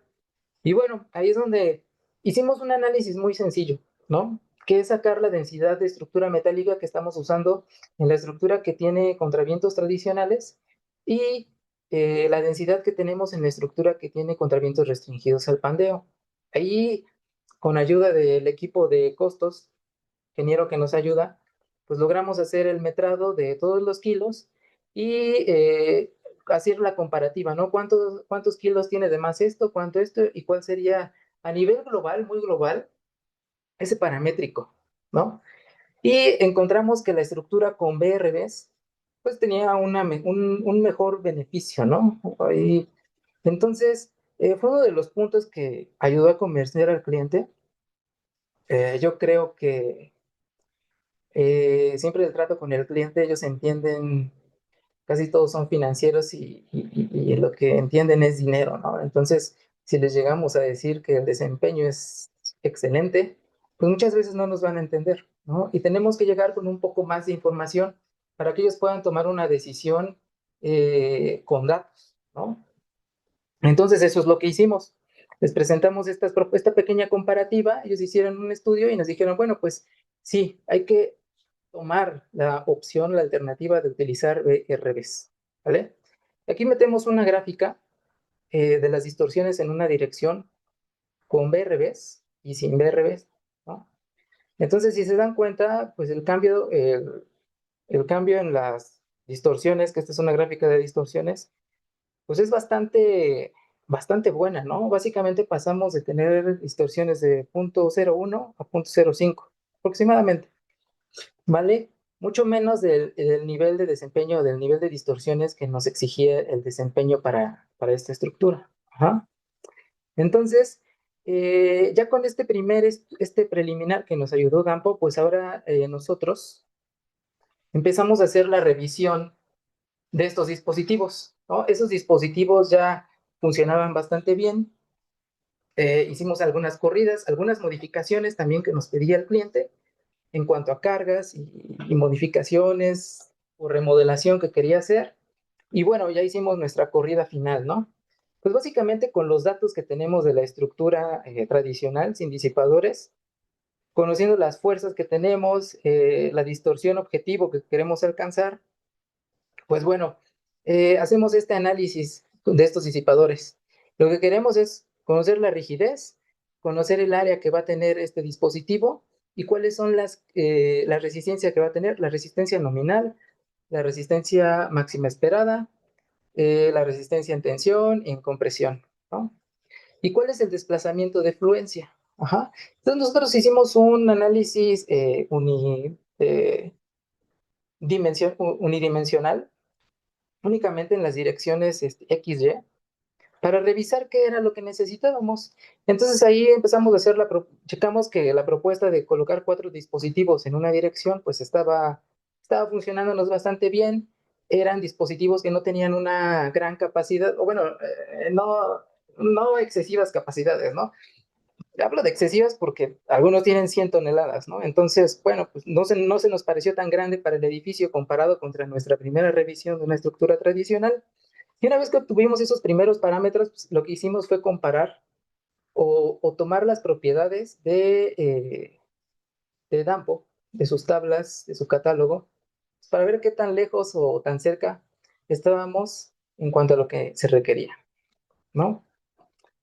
Y bueno, ahí es en donde empezamos a ahondar más en todo esto, ¿no? ¿Por qué lo hicimos? Bueno, luego nos han preguntado que para qué lo hicimos si ahí estaban las tablas, ¿no? Lo hacemos primero para corroborar el dato y porque en las revisiones que nos ha hecho el ISC, sí nos ha pedido que desarrollemos con un poquito de mayor detalle que lo que viene en la tabla de especificación de los BRBs de cualquier proveedor, pues esté revisado por nosotros. Entonces eso es lo que hicimos, basándonos en la norma técnica de estructuras metálicas, donde ya viene un capítulo específico para BRBs. Pues bueno, ahí calculamos todo lo que se necesita, ¿no? Resistencia a tensión, resistencia a compresión, las resistencias máximas, la rigidez del contraviento, los desplazamientos de fluencia y el desplazamiento máximo que puede tener el dispositivo, ¿no? Y una vez que nosotros ya tenemos esos datos con nuestro cálculo en Excel, pues bueno, lo comparamos contra las propiedades que también trae el proveedor Dampo en su catálogo. Y pues vemos que hay unas diferencias, ¿no? Pero esas diferencias son 5%, 6% máximo. Entonces vemos que es como aceptable y damos por bueno, ¿no? Esto lo hicimos para cada dispositivo. Entonces hay que tener siempre esa verificación. Yo creo que siempre verificar te da ese plus de que vas conociendo exactamente cómo obtienes esas propiedades del dispositivo y cómo puedes ir manejando las propiedades a manera de que se puedan adaptar mejor a tu estructura. Uh-huh. Otra cosa que hicimos fue la verificación del amortiguamiento. Cuando Dampo nos dio esa primera propuesta, nos indicó un amortiguamiento. Entonces, queríamos verificar que exactamente, bueno, tratar de acercarnos lo más próximo a ese valor que nos daba, entonces hicimos el análisis, ¿no? Ya teníamos un modelo, teníamos las fuerzas que están actuando por nivel, teníamos las distorsiones, los desplazamientos, entonces nada más habría que leer un poco todos los elementos links, las deformaciones axiales que tienen, para nosotros poder revisar este amortiguamiento, ¿no? Conocer el desplazamiento de fluencia y el desplazamiento último que tienen los dispositivos, que ya lo vimos en nuestra diapositiva pasada, y con eso obtener el amortiguamiento. Y lo que vimos es que pues sí, estábamos muy cerca. En algunos lados a nosotros nos dio 12%, 13%, 11%, y con eso verificamos pues que íbamos bien, ¿no? En lo que estábamos tratando de hacer. Nuestras conclusiones y también este cálculo lo integramos a nuestras memorias de cálculo, pues es que con esa propuesta de dispositivos, con las fuerzas que tenemos, pues bueno, el amortiguamiento que podríamos alcanzar ronda el 11-10%, y para nuestro análisis modal, porque hasta este punto únicamente estamos haciendo análisis elásticos, nuestro análisis modal espectral, pues consideraría un amortiguamiento de 10%, ¿no? Con esa nueva configuración estructural, pues de nuevo empezamos a revisar todos estos estados límite que ya habíamos visto, como cualquier estructura tradicional, deformaciones, modos de vibrar, en dónde estábamos parados en cuanto a periodos, ver que no estuviéramos tanto en la meseta, para no tener fuerzas tan grandes, y ver las distorsiones que estábamos obteniendo con este análisis, ¿no? Todo fue satisfactorio, Entonces, continuamos con nuestra revisión, ¿no? Bueno, aquí un dato importante, que no puse la diapositiva, la verdad es que se me fue, pero obviamente también tuvimos que hacer, para obtener estos espectros, un análisis de interacción sobre la estructura. Por ahí nos echamos mano del geotecnista, pero bueno, en las normas viene una metodología, ¿no? Para que nosotros podamos hacer una leve revisión de esto y cruzar la información. Entonces, bueno, ahí lo que detectamos es que no había un incremento de las fuerzas, más bien que había un decremento. La interacción suelo-estructura estaba favoreciendo en un 2% a las fuerzas, ¿no? Como una decisión interna, no optamos por considerar ese 2% adicional y dejamos los espectros como ya los teníamos, ¿vale? Después de revisar pues todo el comportamiento estructural, comportamiento dinámico, distorsiones, desplazamientos, fuerzas, cortante basal, que este cortante basal fuera eh, el adecuado al límite normativo, pues empezamos a ver qué pasa con todos los demás elementos estructurales, principalmente columnas y vigas, ¿no? Y bueno, teníamos la condicionante de que pues también nos estaban fallando. Entonces, bueno, hicimos ahí la propuesta de diseño que era el encamisado de las columnas, la revisión de esta nueva columna con esa camisa, los diagramas de interacción para ver que efectivamente estuviéramos cumpliendo a nivel resistencia y que no íbamos a tener algún tema, ¿vale? Eh, Dato importante de esto es que, bueno, la actual normativa en el capítulo de rehabilitación ya trae muchas especificaciones para este tipo de refuerzos. Por ejemplo, para este tipo de columnas que están encamisadas, bueno, pues te dice que tienes que escarificar, que tienes que colocar las camisas, anclarlas y rellenar con grout, ¿no? Entonces, bueno, siguiendo todas esas recomendaciones, fue como llegamos a los detalles que estamos presentando, ¿no? Detalles donde tenemos la camisa, bueno, el camisado de las columnas, en las zonas de conexión, con los pernos de anclaje, y también algunas camisas en columnas que no tenían BRBs, también las tuvimos que reforzar, ¿no? Pasa lo mismo en cuanto a las vigas. Hay algunos elementos, principalmente las vigas que están o que forman el marco de los BRB, es el que se somete a las mayores fuerzas, ¿no? Entonces, si bien aquí ya estaban cumpliendo bastante, bueno, colocamos algunos refuerzos en zonas muy puntuales, como en conexiones, en algunos quizá en toda la longitud de la viga, de manera de que el requerimiento de fuerza que estábamos teniendo en esos elementos pues no tuviéramos ningún problema, ¿no? Igual, aquí el tema que tuvimos con el ISC es que, bueno, presentábamos un diseño pues, un poco básico, únicamente con resultados, y ellos nos pedían un desarrollo eh, muy desarrollado, ¿no? Entonces, bueno, igual ahí el aprendizaje fue que, bueno, cuando hagamos este tipo de estructuras, sí nos están pidiendo un nivel de detalle bastante grande en lo que es todo el diseño estructural, ya sea de columnas, de vigas, de los propios BRB y también de los análisis no lineal, ¿no? Que se tienen que hacer. Otro punto muy importante y que, permítame, y que pues igual está sujeto a mucha revisión, ¿no? Que son las conexiones de los elementos. Ahí les pongo un texto que dice, pues para empezar tenemos que cumplir con la norma técnica de las estructuras metálicas, ¿no? Con el ISC 341, que también habla de esto, asegurando que la unión sea más fuerte que el propio elemento. Principio, unión fuerte, núcleo dúctil, ¿vale? ¿Qué es lo que buscamos? Bueno, pues que si ese BRB algún día llega a su máxima capacidad, pues que no tenga, que esta conexión no ceda, que se da primero esto, pero que la conexión pues nunca llegue a tener ese comportamiento no deseado, ¿vale? Y entonces para eso nos sirven todas las fuerzas que vimos hace un momento, donde calculábamos las fuerzas, más bien las resistencias nominales, pero también calculábamos las resistencias máximas esperadas, porque esta conexión se diseña con esas fuerzas. Obtenemos la resistencia máxima esperada en compresión y la máxima esperada en tensión, y con la mayor de estas es con la que desarrollamos todo el detallado de conexiones, ¿vale? Entonces, también es importante tener esos valores para que, pues, en el proceso de diseño, pues tú tengas ya a la mano todos esos datos y puedas hacer una verificación de todos los elementos, ¿no? En la experiencia que tenemos, nosotros hemos hecho conexiones con placas gusset a columnas de concreto que están encamisadas y también hemos hecho conexiones de placas gusset a una estructura metálica, ¿no? Entonces, hay gran variedad de conexiones soldadas, atornilladas, con un perno enorme articulado.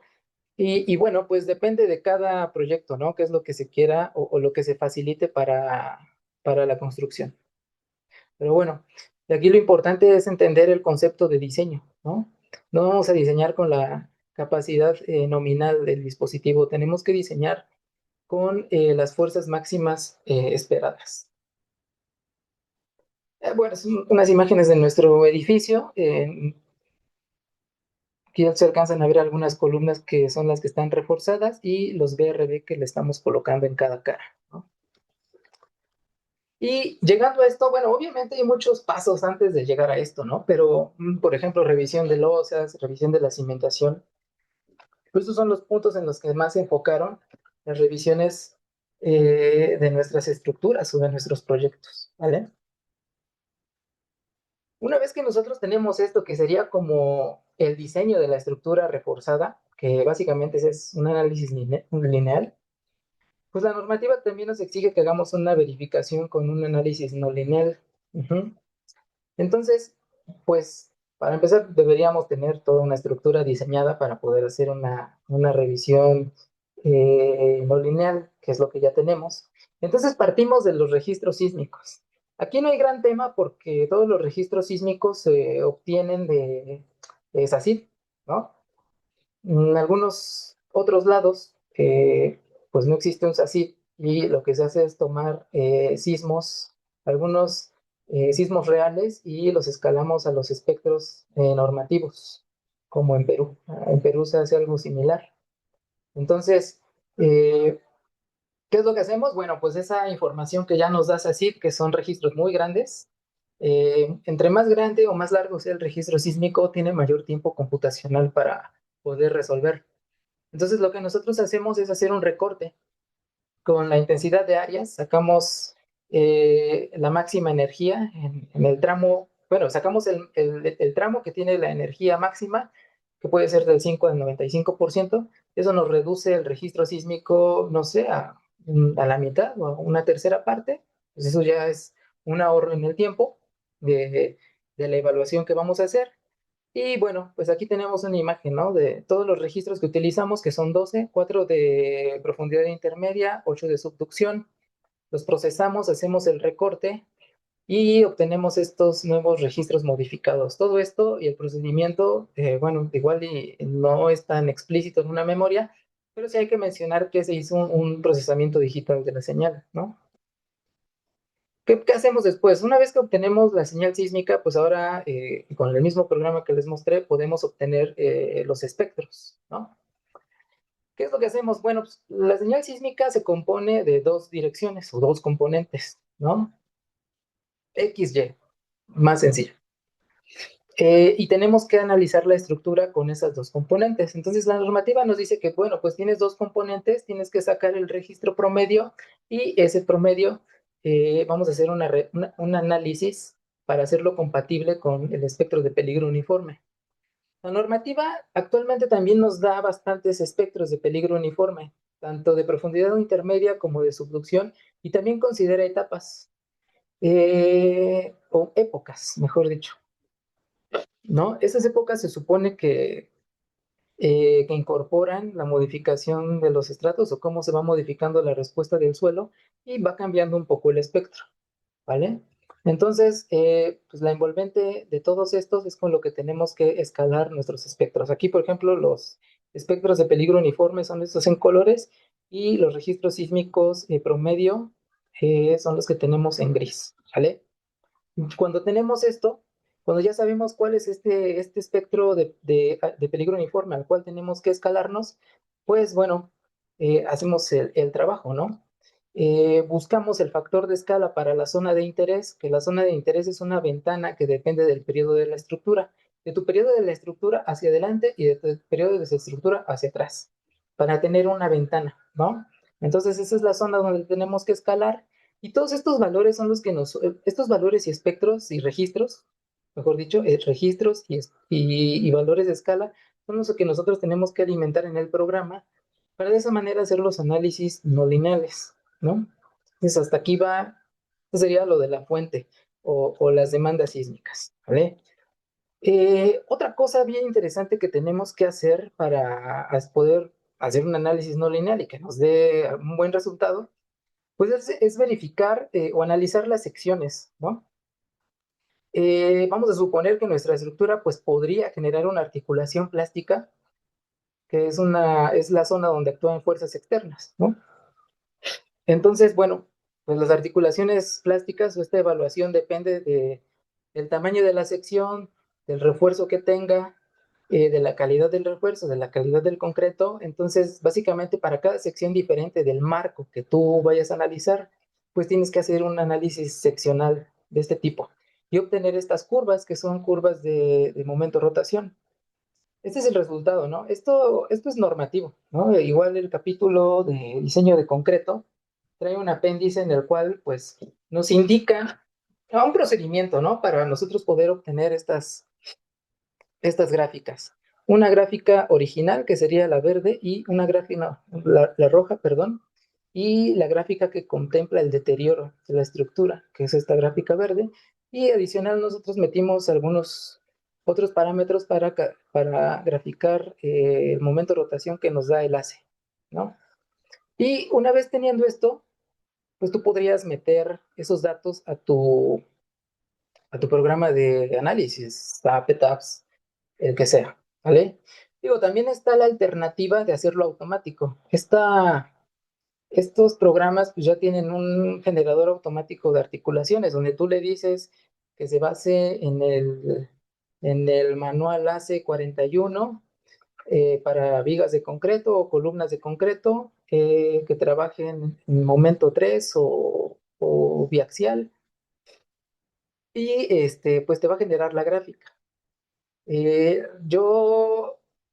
Nosotros lo que hacemos, y también lo que nos pidieron, bueno, pues es hagan una revisión, ¿no? Entonces, nuestras secciones las revisamos a este nivel, casi todas. Hicimos la revisión como nos dice la actual norma técnica y la comparativa de lo que nos dice el ACE, ¿no? Queríamos ver esto y queríamos hacer esta comparativa porque de aquí podemos tomar una decisión importante de nosotros hacer todas las articulaciones o nosotros decirle al programa que nos las defina por automático, ¿no?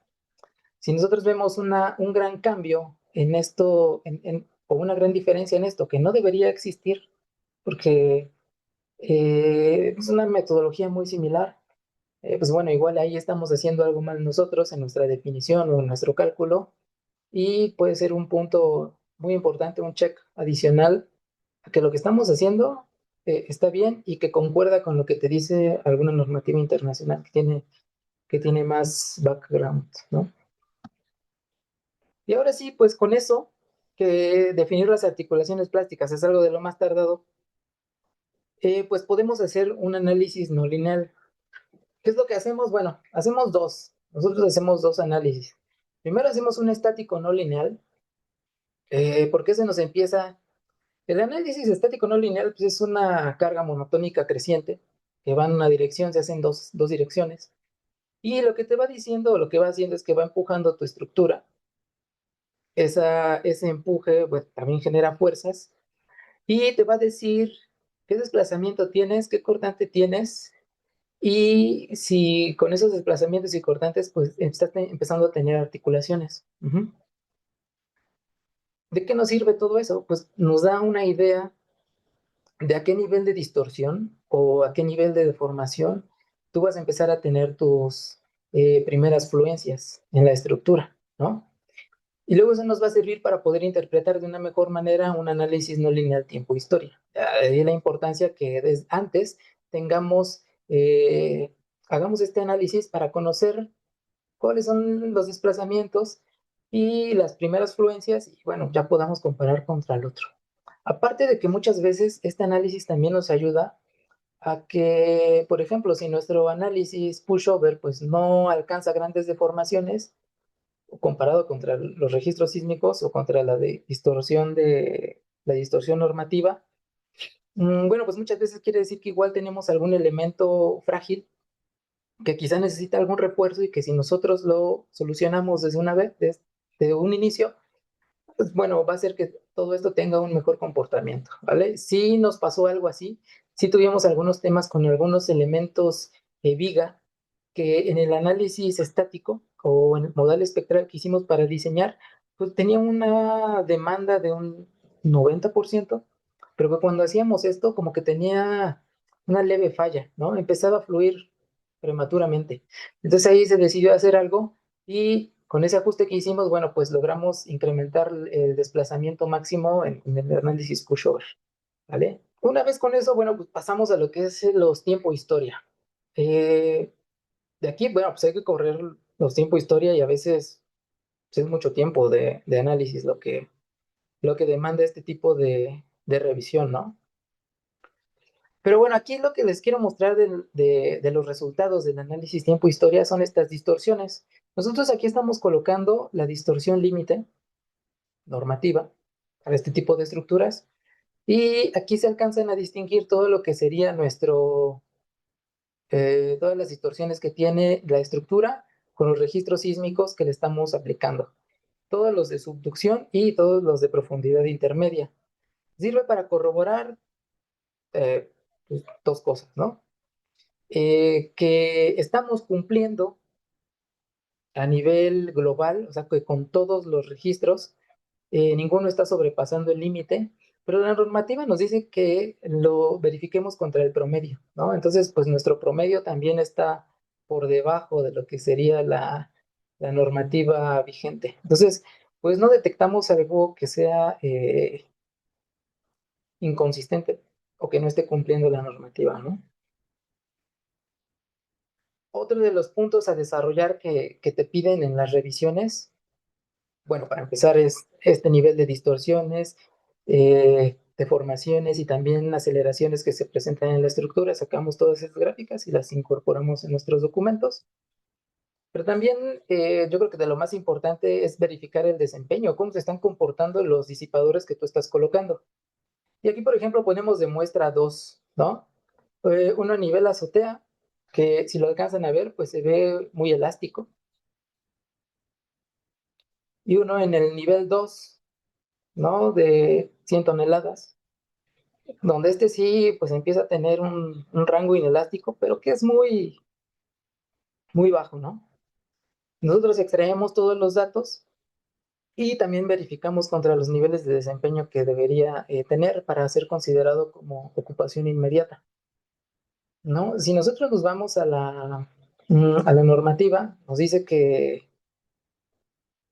para que la deformación que tenga el dispositivo sea considerado como ocupación inmediata, bueno, pues debe ser al menos 2 o 2.5 veces el desplazamiento de fluencia. Entonces, si tú estás en ese rango, quiere decir que tu dispositivo, pues, está incorporándose en un rango no lineal, pero no sometido a grandes niveles de ductilidad, ¿vale?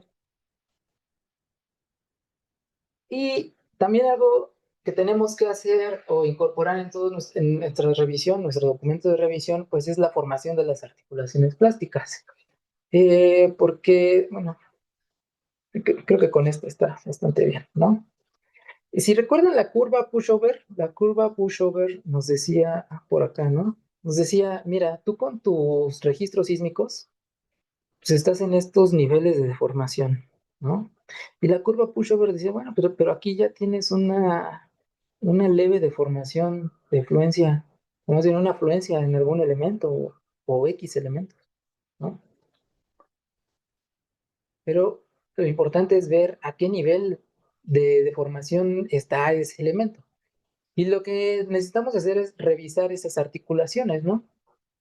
O sea, cuando tenemos todo esto analizado, podemos ir a nuestro tiempo historia pedirle que nos dé los resultados de estos pasos. Esta gráfica la coloco aquí porque es muy similar a las que nos da el programa ETAPS, ¿no? Donde nos da la curva de comportamiento de esa sección y nos dice dónde está el nivel de ocupación inmediata, el nivel de seguridad de vida y prevención de colapso. Todos estos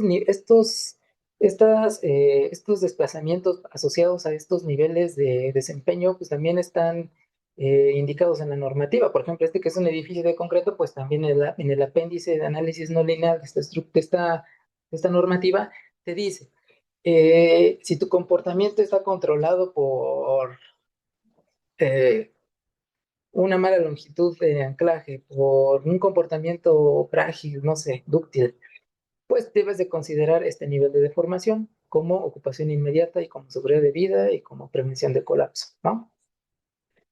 Entonces es lo que hacemos, básicamente revisamos para las articulaciones que se están presentando cuál es el nivel de deformación que tenemos y cuáles son las fuerzas. Entonces, si se dan cuenta en estas gráficas, nosotros tenemos, básicamente, esta es la curva de comportamiento, muy similar a lo que tenemos aquí abajo. Esta se ve muy cuadrada porque está normalizada al momento de fluencia. Y pues vemos que la ocupación inmediata está aquí en este puntito azul y nuestro elemento estructural está aquí tratando de ingresar en ese rango no lineal, ¿no?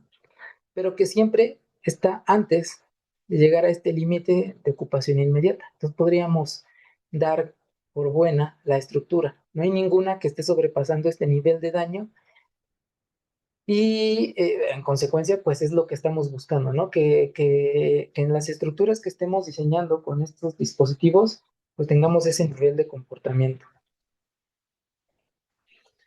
Luego ya tenemos toda nuestra estructura revisada, analizada y igual de revisar por un análisis no lineal, pues nos ponemos a hacer toda la documentación que nos exige el Instituto de Seguridad para las Construcciones, ¿no?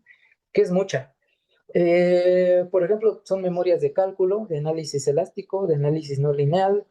Esto al ser una estructura existente, pues nos pide que metamos el respaldo de todos los estudios que hicimos, por ejemplo, las propiedades de los materiales, de los muestreos que se hicieron. Estos son los dos planos que hicimos de nivelaciones, ver que no tenga hundimientos, emersiones, inclinaciones. Bueno, aquí está el levantamiento de desplomes. La inspección detallada que hicimos a la estructura, te piden un informe de la inspección, eso es normativo, hay un inciso que te dice que tienes que hacerlo. La calidad de los materiales con que se tiene que hacer esta rehabilitación, algunos informes estructurales que también nos piden integrar, un plan de aseguramiento de calidad durante la construcción, que también tenemos que trabajar en conjunto con la constructora y con el cliente, ¿no? En este caso lo desarrollamos nosotros y bueno, ya en alguna etapa más adelante será alguna modificación y un plan de mantenimiento. Ajá. Bueno, procedimiento de ejecución, catálogos y pruebas de los BRB. Y bueno, para esa estructura, bueno, pues un gran número de planos, porque las conexiones suelen ser un poco complejas de detallar, requieren mucho detalle o te piden mucho detalle. Entonces, bueno, pues allí tuvimos que hacer varios. De los documentos que nos piden, a mí me gustaría hablar de lo que es el plan de mantenimiento, porque el plan de mantenimiento nos piden, pues que le demos una guía a nuestro cliente o usuario del edificio, eh, cada cuánto tiene que revisar su estructura, qué le tiene que ver, ¿no?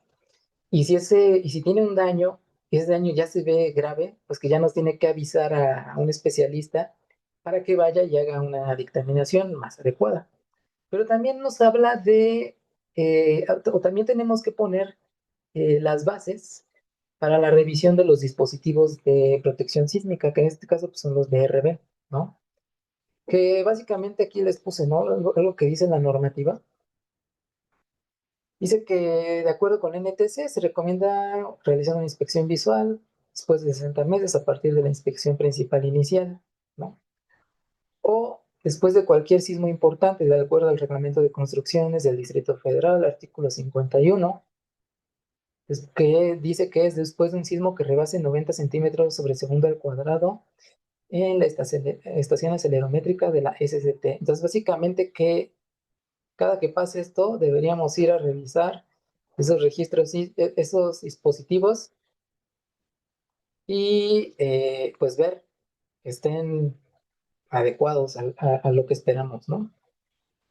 Eh, y nosotros lo que hicimos, muchas veces es complicado cuando tú vas a una estructura que ya está en operación, que podamos entrar a todas las zonas, a revisar todos los dispositivos. Y se tiene que hacer, pero en caso de que eso sea muy complicado, nuestro cliente nos pide, ¿puedes ayudarnos a decidir cuáles son los que pueden verse más exigidos y centrarnos en esos y después revisar los demás? Y les dijimos que podemos hacer algo. Entonces nosotros en nuestros planes de mantenimiento y de inspección que hacemos para las estructuras, pues justo indicamos eso, indicamos por planta, si existiera un evento sísmico X, pues bueno, hay que centrar esfuerzos en revisar este par de dispositivos y este par de dispositivos, ¿no? Tanto conexiones como, no sé, la parte central del núcleo. Y bueno, para esto también en coordinación con arquitectura, pues muchas veces el cliente no quiere que se vean estos dispositivos, ¿no? Y le quiere poner una placa ahí de drywall. Entonces lo que buscamos es, bueno, ya que dejamos estos, que a todos estos dispositivos les dejemos algunas ventanas de inspección en el acabado, para en esos casos que sea necesario inspeccionar, bueno, pues que ya tengamos una ventana para nosotros fácilmente retirarla y hacer esa inspección. Y no llegar y demoler todo, ¿no? Que puede ser un poco complejo. Entonces, hay que ser un poco, bueno, en este caso, ese cuidado lo tomó el cliente, quería que hiciéramos esto en su plan de mantenimiento y de inspección, y bueno, pues fue lo que aplicamos, ¿no? Se me hizo una muy buena idea. Y bueno, ahora sí, ya con toda esa información que nosotros generamos, pues bueno, pedimos una cita en el Instituto de Seguridad de las Construcciones, llenamos un par de formatos, oficios y hacemos el ingreso. Un par de semanas, quizá un mes después, nos llega un oficio con comentarios de esa revisión que ellos hacen. Y bueno, la idea es que ellos nos dan 90 días para que nosotros demos una respuesta. Esa respuesta pues debe ser formal en un documento firmado por proyectista y por el corresponsable, y toda la documentación que ellos nos pidieron que se actualizara o que se hiciera una aclaración, ¿no? Entonces se envía el paquete de información de nuevo para que al final de todo este proceso la idea es que nos den esto, que es una constancia de registro de proyecto ante el ISC. Y con esto, pues bueno, ya podríamos pasar a otra etapa en lo que serían los proyectos estructurales, ¿no? Que ya pasemos la etapa de dictamen, la etapa de proyecto de rehabilitación, y ahora podemos pasar a la preconstrucción, ¿no? Donde se revisan todos los costos finales y donde se empiezan a hacer toda la procura, ¿vale? En estos proyectos que nosotros hemos hecho, bueno, ya llegamos a una interacción con el fabricante.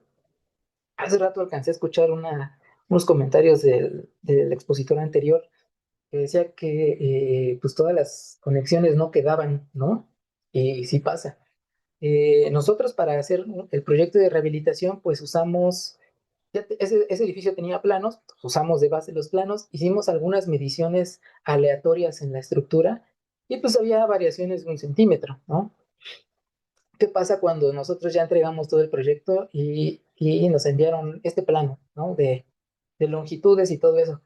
Pues fuimos a hacer una medición, pero ahora de todos los marcos que iban a tener estos contravientos y sacamos dos medidas, la medida inferior, la medida superior, y en vertical sacamos igual los dos extremos y el centro. ¿Y qué es lo que descubrimos? Bueno, que todo medía más 5 centímetros, menos 5 centímetros, entonces pues se vuelve un poco complicado, ¿no? El cliente nos decía, oye, ¿qué vamos a hacer? ¿Vamos a cambiar los BRBs? Pues no, no, ahí el soporte que nos da Dampo en esto es que pues, ellos nos explican, ¿no? Nos dicen, bueno, existen estas variaciones, pero podemos hacer una modificación quizá en la conexión, ¿no? O tu detalle de conexión, no le hagamos el recorte, que el recorte de ese extremo que se conecta se haga en sitio, ¿no? Y con eso ya podemos dejar holgura en las placas de conexión que se colocan, ¿no? Entonces, al final hay alternativas. eh, Y bueno, ya dependerá de cada proyecto, qué es lo que se tiene y qué alternativa vamos a hacer, ¿no? También para que sea muy fácil para construcción poder ejecutar este tipo de obras, ¿no? Y bueno, pues es todo. Todavía no hay fotos de la obra porque pues, todavía no está en construcción, pero esperemos que en unos meses eh, tengamos algo que mostrarles, ¿no? De avances. Y pues eso es todo lo que traigo para ustedes. Muchas gracias, ingeniero Alejandro. Pues comentarles que ya se encuentra abierto el chat en caso de que haya algunas preguntas. Ya son las 6 de la tarde, pero quizá tengamos 5 minutos para atender en caso de que tengan alguna duda. El ingeniero Daniel Esteban nos pregunta, con base en su experiencia, ¿qué porcentaje se incrementan los tiempos de diseño entre un análisis lineal y un análisis no lineal? También en porcentaje. ¿En cuánto se incrementa el costo del diseño estructural entre un análisis lineal y uno no lineal? Son muy buenas preguntas. Eh, Depende mucho el flujo de trabajo. Por ejemplo, si nosotros queremos hacer un análisis no lineal únicamente una persona, se puede, ¿no? Eh, pero nos va a llevar mucho tiempo. Entonces, lo que nosotros hacemos es que, bueno, ya que tenemos el análisis o el modelo de la estructura lineal, alguien empieza a revisar acelerogramas, alguien empieza a revisar secciones para sacar momentos curvatura y alguien más empieza a meter toda esa información al modelo, de tal manera que podamos darle la mayor velocidad posible a esto. Y luego otro tema es el tiempo computacional. La verdad es que en los primeros análisis no lineales que hicimos, ah, por ejemplo, una estructura de 5 niveles de más o menos unos no, como 2.500, 3.000 metros cuadrados, el análisis no lineal se tardaba 2 días o 3 días. Entonces, bueno, ya empezamos a descubrir algunas cosas que nos ayudaban a reducir, ¿no? La primera es simplificar lo más que se pueda los modelos. En un modelo que tú quieres revisar no lineal, pues, ¿qué es lo que se comporta en lo no lineal? Pues son vigas principales, son columnas, quizá hay vigas secundarias o nervaduras, pues que hacen mucho ruido, ¿no? Y que no son necesarias que estén, si las podemos considerar como carga. Entonces ahí es donde empezamos a hacer un ahorro significativo. Cuando empiezas a tener como esa experiencia, de, bueno, podemos quitarle esto, pero considerarlo de esta manera, logramos eficientar mucho el tiempo. Te estoy hablando de que nosotros para ese edificio pasamos de analizar o tardar el análisis en 3 días, 2 días a unas 7 horas o un día completo, más o menos. Y en cuanto a costo, dejas una pregunta difícil, pero yo creo que sí se incrementa en un 30% o probablemente más, ¿no? Desde mi punto de vista y desde las estructuras que hemos hecho con estas tecnologías nuevas, ¿no? Bueno, no tan nuevas, pero que ya están en un auge bastante grande. Muchas gracias, ingeniero Alejandro. El ingeniero Luis Humberto nos pregunta, ¿las conexiones comenta que se deben diseñar por capacidad o el esfuerzo esperado? Básicamente el diseño por capacidad es diseñar para el esfuerzo máximo esperado. Así es por capacidad, ¿no? Vale, muchas gracias. El ingeniero Enrique de Legarreta nos pregunta, ¿cuáles son algunos de los edificios que han trabajado para rehabilitar? ¿Cuáles son los edificios? Algunos de los edificios que han trabajado para rehabilitar. Hemos rehabilitado eh, unos 3, 4 edificios en Colonia Roma.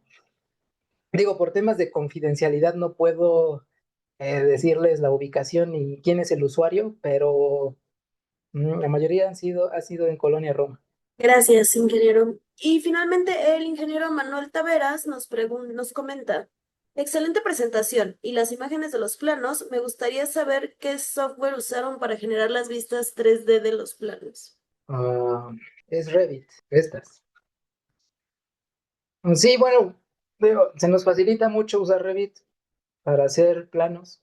Nos ayuda a sacar muchos detalles, mucha facilidad y metrados, ¿no? También, o sea, cuando tú haces el plano, tienes esa ventaja de que pues lo estás modelando, puedes sacar una cuantificación de elementos muy rápido, ¿no? Entonces, por eso lo usamos, ayuda mucho en todo lo que hacemos. Gracias, ingeniero Alejandro. Tenemos un par de preguntas más, quizá si te parece bien las atendemos. Sí, está bien. El ingeniero Sócrates Vargas comenta, excelente ponencia, ingeniero.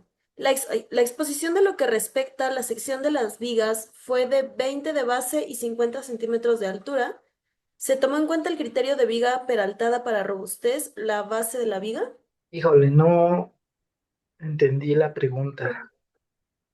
Yo Bueno, no es tampoco. una viga peraltada, o sea, si hablamos de la clasificación esta de vigas de gran peralte que cambian el comportamiento, no, son secciones tradicionales. También algo que tiene que ver en el tamaño de la viga, pues es el claro que cubre, ¿no? Entonces, pues es una viga tamaño común, el diseño a flexión es común, como cualquier viga. No sé, no sé si quiero ahondar más en tu pregunta y puedo ayudarle. Vale, muchas gracias. Mientras, en la siguiente pregunta dice, ¿qué escáner utilizaron para la inspección de acero de refuerzo in situ?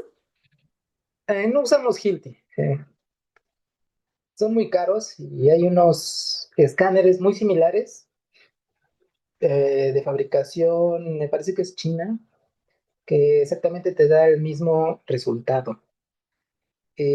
Como teníamos, es que fíjense que escanear eso, pues uno piensa que va con el escáner y le da tres pasadas y ya con eso con eso ya tenemos lo que necesitamos.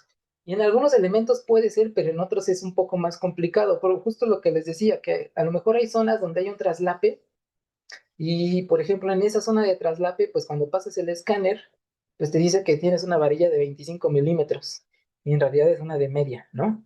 Entonces, pues tomábamos tres posiciones. Yo lo que les recomendaría también es que cuando hagan eso, que tomen, que en un plan, en una longitud, tomen dos extremos y el centro, para tener una mayor precisión en la lectura, ¿no? Aparte, si es una viga, pues probablemente tiene bastones. Entonces ahí pueden inferir mayor información. Algo que tuvimos que hacer también para corroborar datos fue hacer una pequeña cala. O sea, en unas columnas les devastamos el recubrimiento para medir exactamente el refuerzo que tenía y ver cómo era. Bueno, ver la medida, ¿no? Nada, únicamente. Ya luego se hizo la reparación, bueno, era una columna que tenía un golpe y que, bueno, pues ahí pudimos hacer algo. Y en algún otro elemento donde se pudo hacer eso, pues también lo hicimos, ¿no? Pero sí es muy complicado leer eso. No es tan sencillo como parece. Vale, muchas gracias. Y finalmente tenemos uno más que menciona, muy buena presentación. ¿De dónde se obtienen acelerogramas sintéticos para estados fuera de Ciudad de México?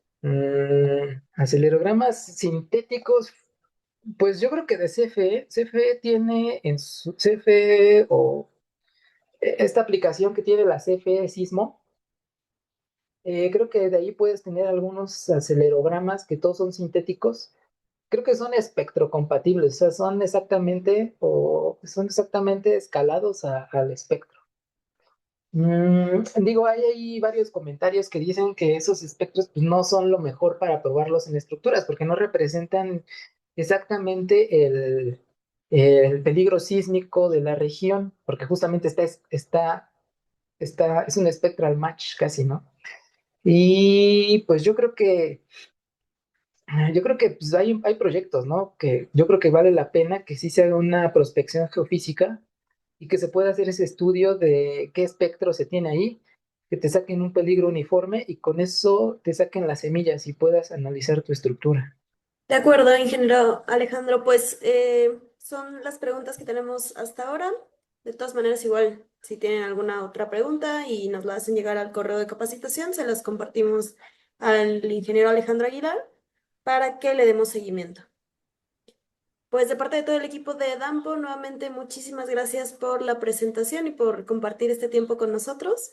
Y pues igual comentarle a todos los asistentes que esta fue la última sesión de este segundo módulo del curso. Entonces, vamos a estar compartiendo las asistencias actualizadas con sus comentarios a inicios de la próxima semana y les haremos saber en qué fechas estará pensado el tema de la evaluación y bueno, le damos seguimiento a nuestros avances.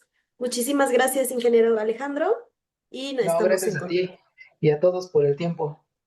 Gracias, buena noche a todos y feliz fin de semana. Gracias.